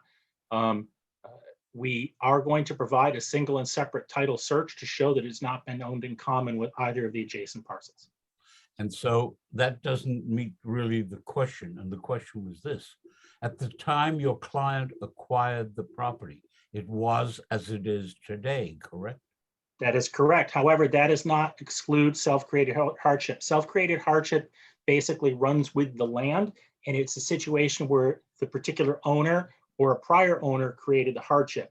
An individual who purchases a lot that is an undersized lot, as long as they did not create it or a predecessor and title created it, it would not meet the findings for self-created hardship as defined under the zoning resolution.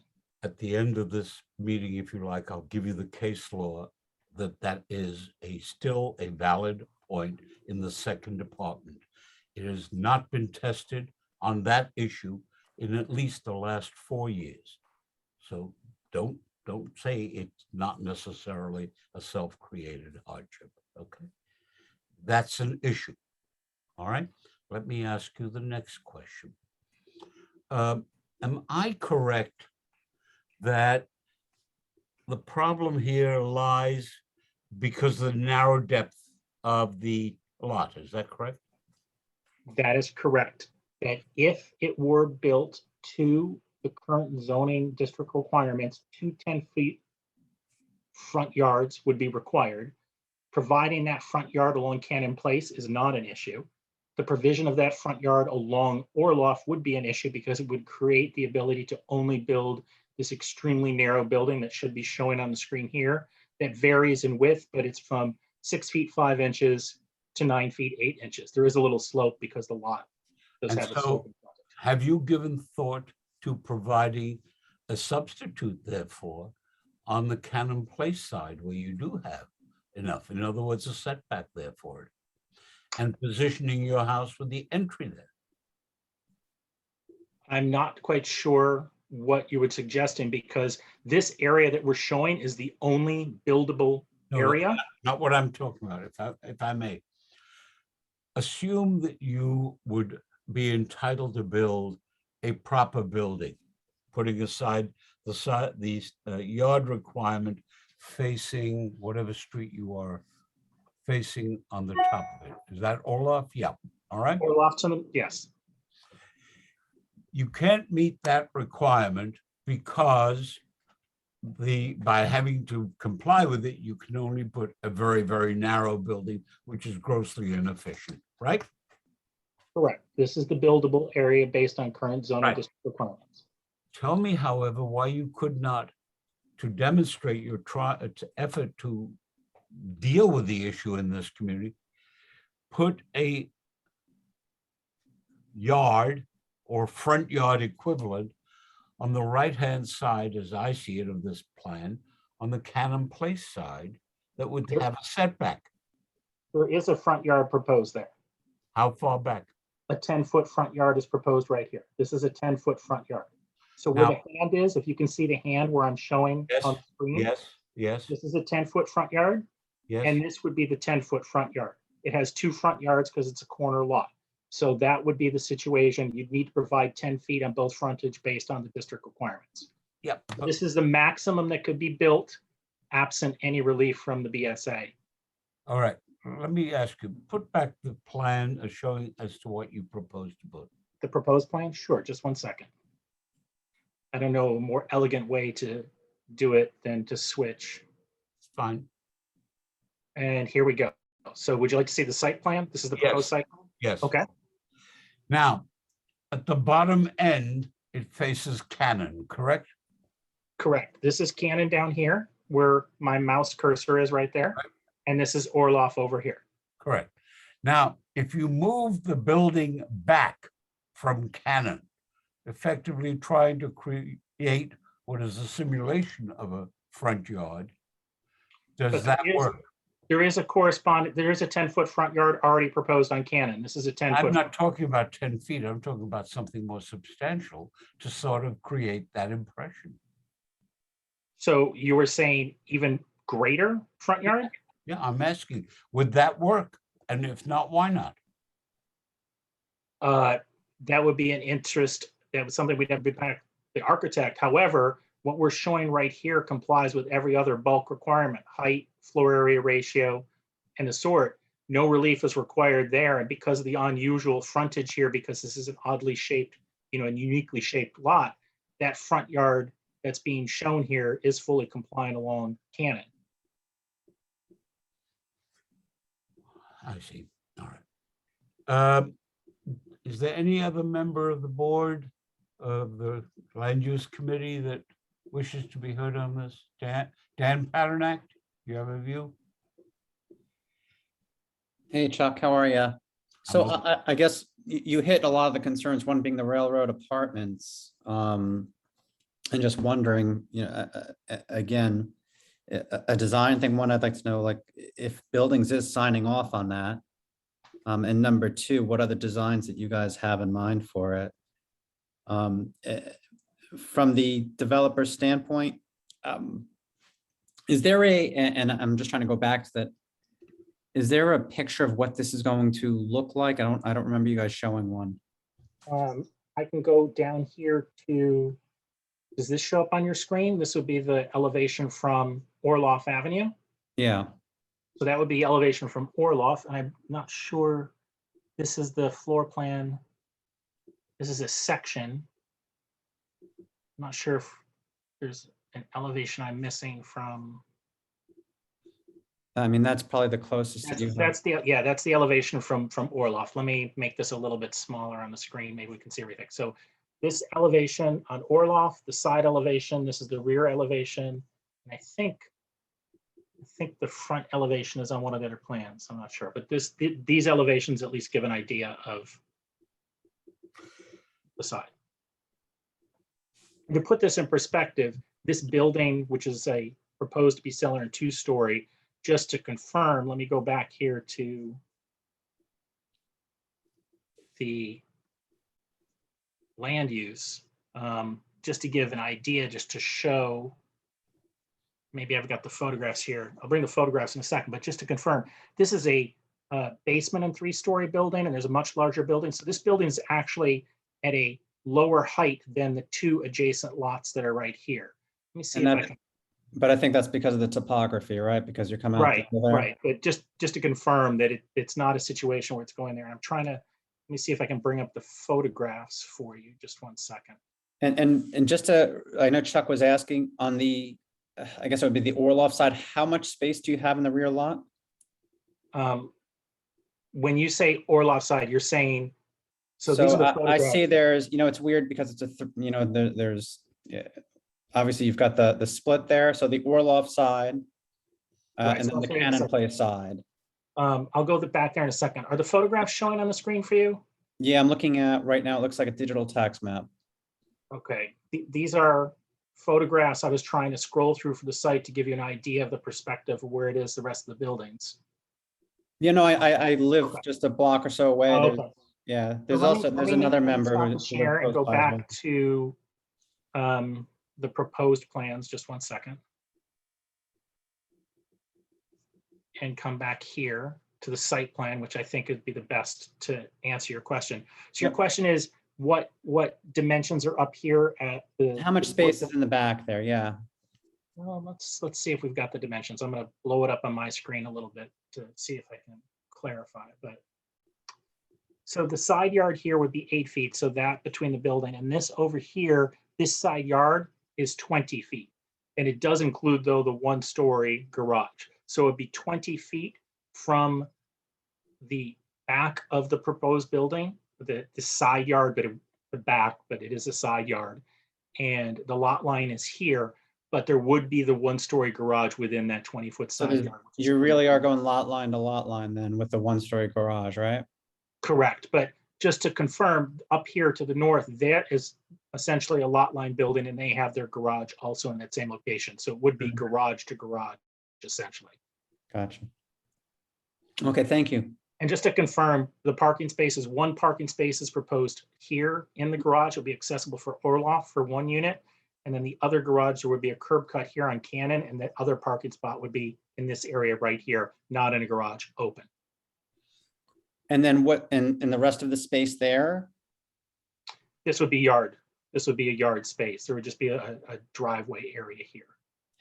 And how far is that driveway gonna go of, I'm you know guessing what? it's concrete, cement, asphalt, right? I'm gonna have to get confirmation from the architect because as I look at the plan right here, it isn't very clear as to where it stops. There is a tree proposed right here.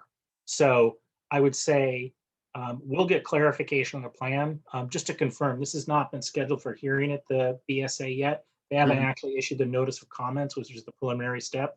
So we're appearing before your community board before any of those, but they will likely ask for revisions of the proposed plans and we'll prepare them here. But my best guess here is as far as the extent of this is it looks like it's extending about 15 to 20 feet based on that tree that's proposed right there. But we'll have to get clarification from the architect on it. Now, you've made a point to me, which I don't understand. If you're going for a variance, why would your client not be better served in trying to utilize that 15 to 20 feet? You'd need a variance, obviously, to do that, and make for a wider building that could achieve the following results. 1, eliminate the railroad flat type of approach that you have inside, so you could have some room for a corridor. And number 2, from a financial point, accommodate making a larger front area so that you would have the appearance of having a real front yard. Those are good points. I would say the key, though, is that the fifth finding for the variance is the minimum relief required.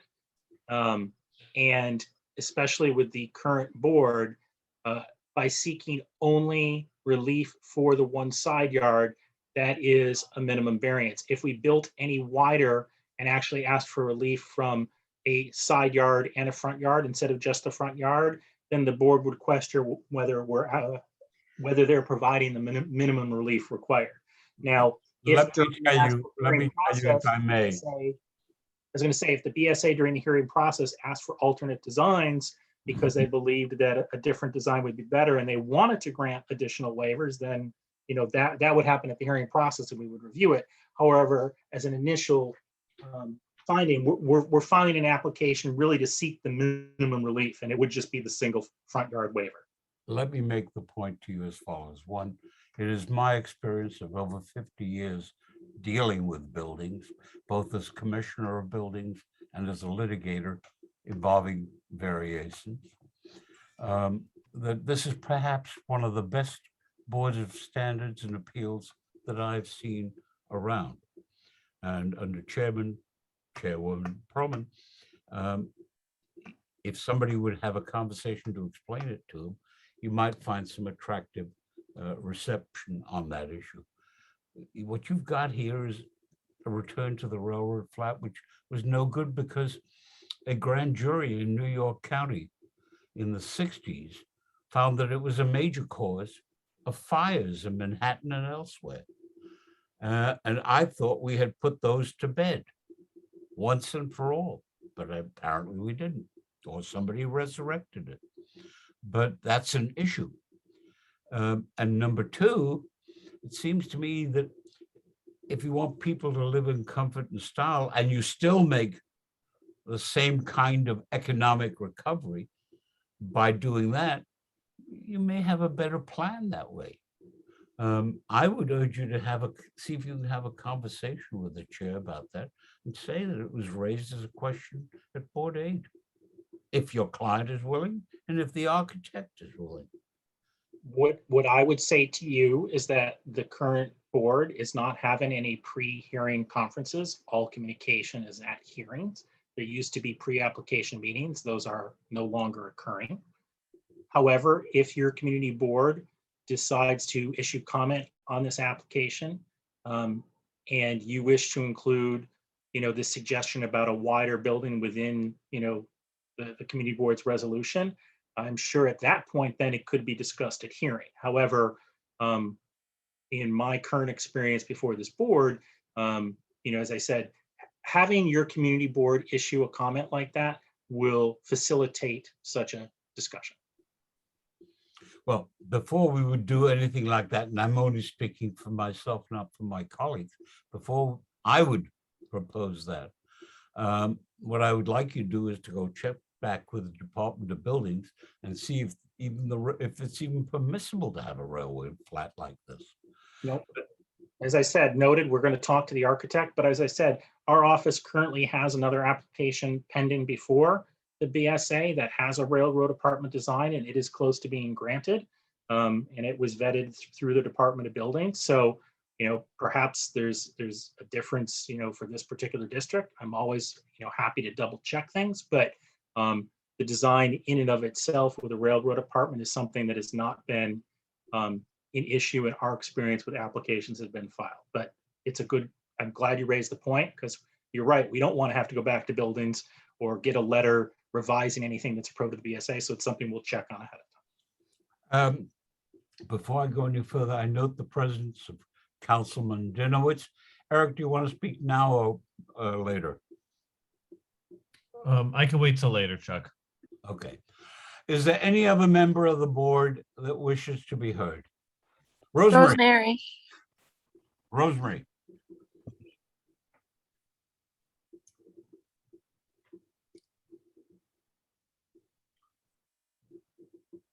Rosemary. This piece of property is a problem for the property owner, but also is a problem for the community.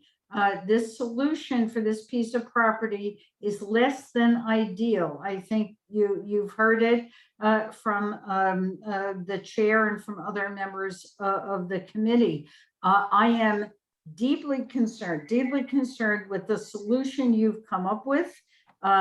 I also am deeply concerned with the renderings that you showed on the screen.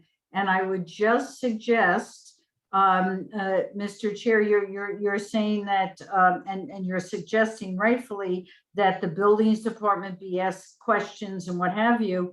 I just think that if there is a way for us to put this application in a broader sense to this community, I think this community needs to see what is being proposed for this site. Am I overstating my jurisdiction? Sorry. That is that when I saw the pictures, the two-dimensional pictures, not even going to tell you what it looked like to me. So there you go. As we go forward. Sorry, that's it. I'm going to leave this over to the next meeting so that two questions can be asked. One is the building department, the question that I raised, and the second one is what a reaction would be from either the community, not either, but from the community and from the developer to the concept of making it wider and asking instead for a variance on the side yard there. All right. Is there anybody on the committee who dissents from that approach? Hearing none, can I have a second to my motion to lay over? Second. All right, hearing no dissent, the motion is carried. Sir, I'm happy to speak to you about it, but I do think the first order of business is to go and check with the department. Noted. What we'll do is we'll explore the railroad issue. As I said, with respect to a wider building that would require multiple variances, that's something that we would not present to this current board because it's not the minimum relief required. I understand, but I would like your opinion as to, or your client's view, as to why, even if you don't, what your view would be if we proposed it as an alternative to our position. I can confidently say that if your community board wishes to propose that the wider building be explored, that we would not object to that. All right, I'd like that in writing. But we'll get confirmation on the railroad and get a response out to you. Okay, let's move on to, thank you very much. Thank you. Number 4, 5051 Island Avenue. This is a SNAD application for an authorization of an enlargement of a Tier 2 site or a portion of a zoning lot having a steep slope or a slope buffer pursuant to 105-422 to permit alterations, including an existing in-ground pool and patio, and an enlargement to build a new pool house on a site located on the premises. Is the applicant present or a representative? John Field, Building Studio Architects, here for the applicant. Okay. Can we go back to the regular screen, Kira? What do you see, Chuck? Mine is regular. I don't know. Okay, I got you now. All right, Okay. Mr. Field. Good evening. If I can share my screen, I can take you through this project quickly. This is a SNAD application. You've Sure, seen- Mr. Field, I made you co-host, so you should be able to pull it up on Okay. your screen. You've seen this project before. This is Jonathan Wiener's property. He owns this house. He lives around the corner. This was approved at Landmarks for an indoor swimming pool. Time out. He lives in the house, not around the corner. He lives around the corner and in this house. Oh, okay. Okay, I'll zoom out. That's the house at 5051. Here's the site plan. This is the 5051. Unfortunately, we're not seeing your screen. Whoops. One moment. Sorry about that. Okay, thank you.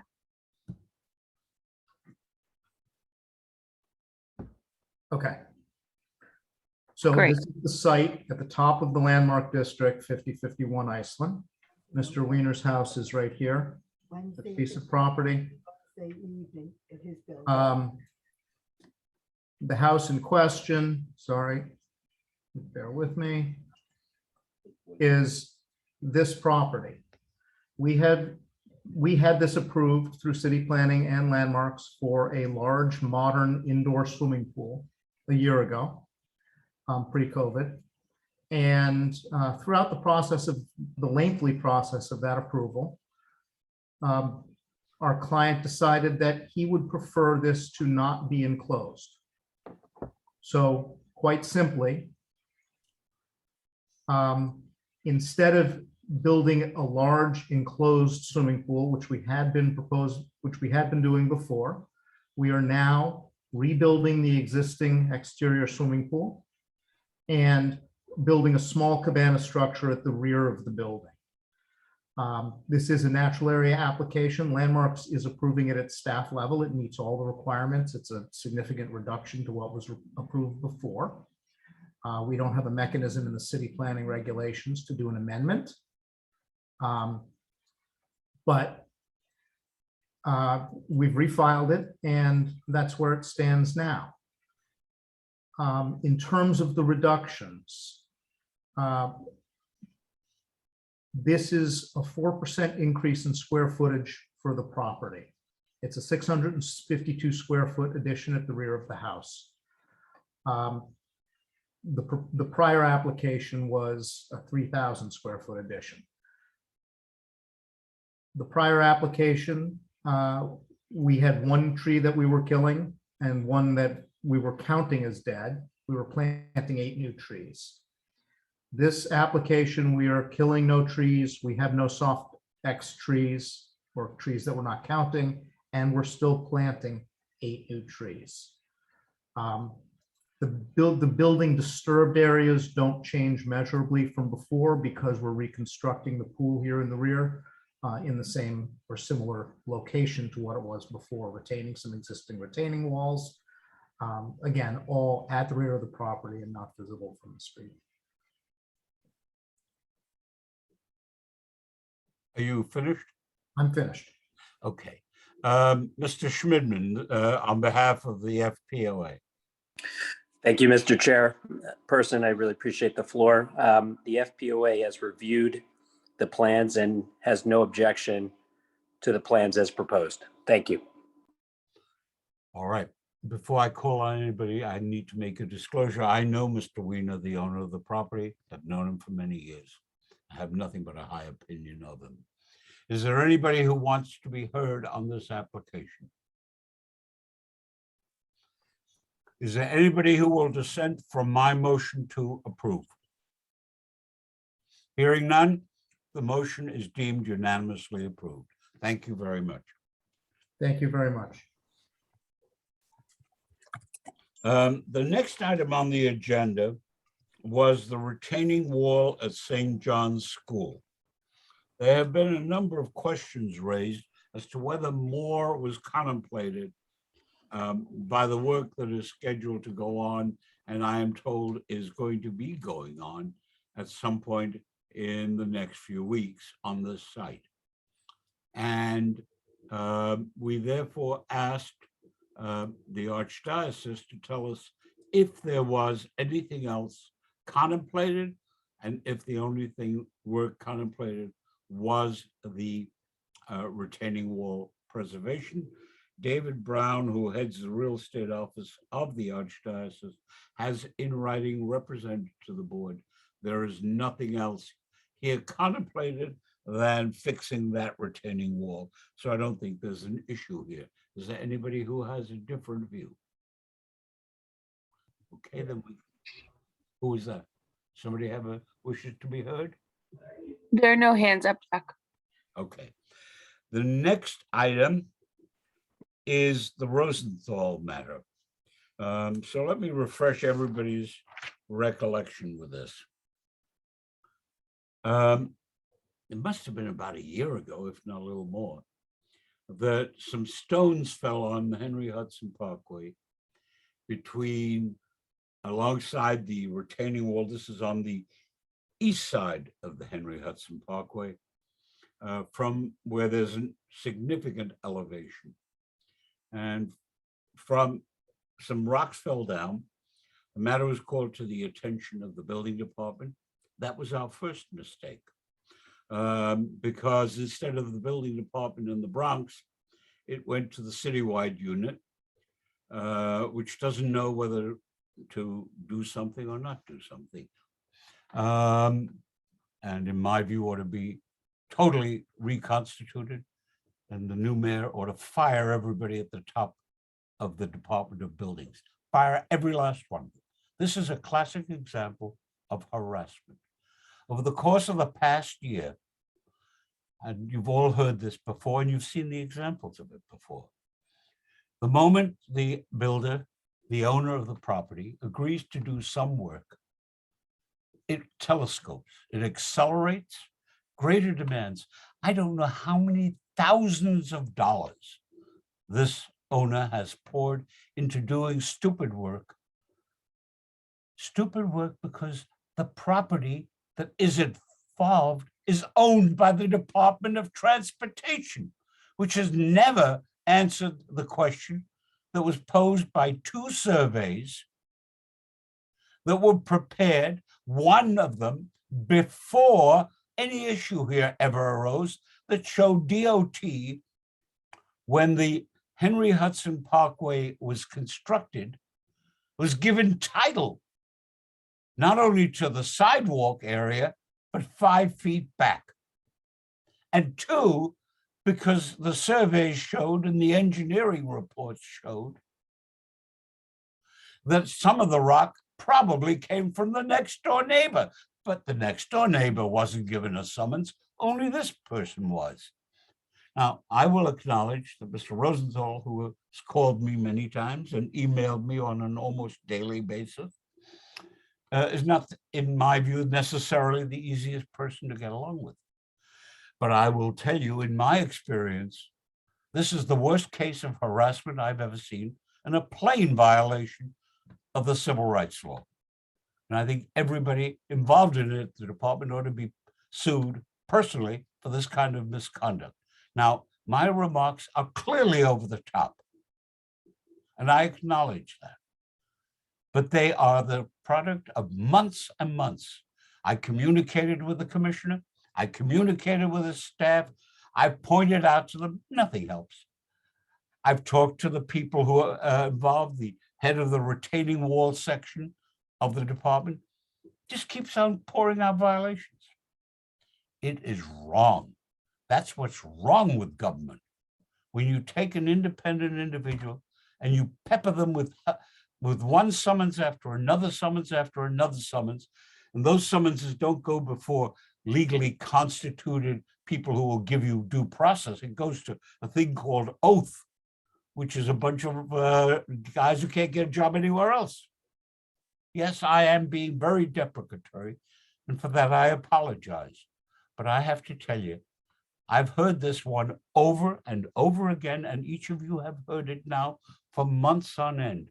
I noticed that Councilman Dinowitz is with us, or has been, and I would strongly urge, and I would beg him to commence a city council investigation of the department into this case as a classic example of how government excesses can be adverse to the community and adverse to individual property owners. If anybody wants to criticize me for being as strident as I am, your criticism would be well-founded. And for that, I apologize. But I am exercised by this. This is just wrong. Anybody wish to be heard? Very well. Mr. Rosenthal, Dr. Rosenthal, are you on? No. All right, we'll move on to the next item of business, the approval of the minutes of the September 2021 Land Use Committee meeting. Do I have a motion to, well, do I have any comments or corrections? Do I have a motion to approve? Motion. Second? Do I have Second. any dissent? Motion is deemed approved unanimously. Do we have any old business? Do we have any new business? Do we have a motion to adjourn? Motion to adjourn. Second. Thank you, ladies and gentlemen, particularly for letting me vent on this subject. This is crazy. I've never seen anything like this. And I've done this now for over 50 years. Thank you. Good night. Good night.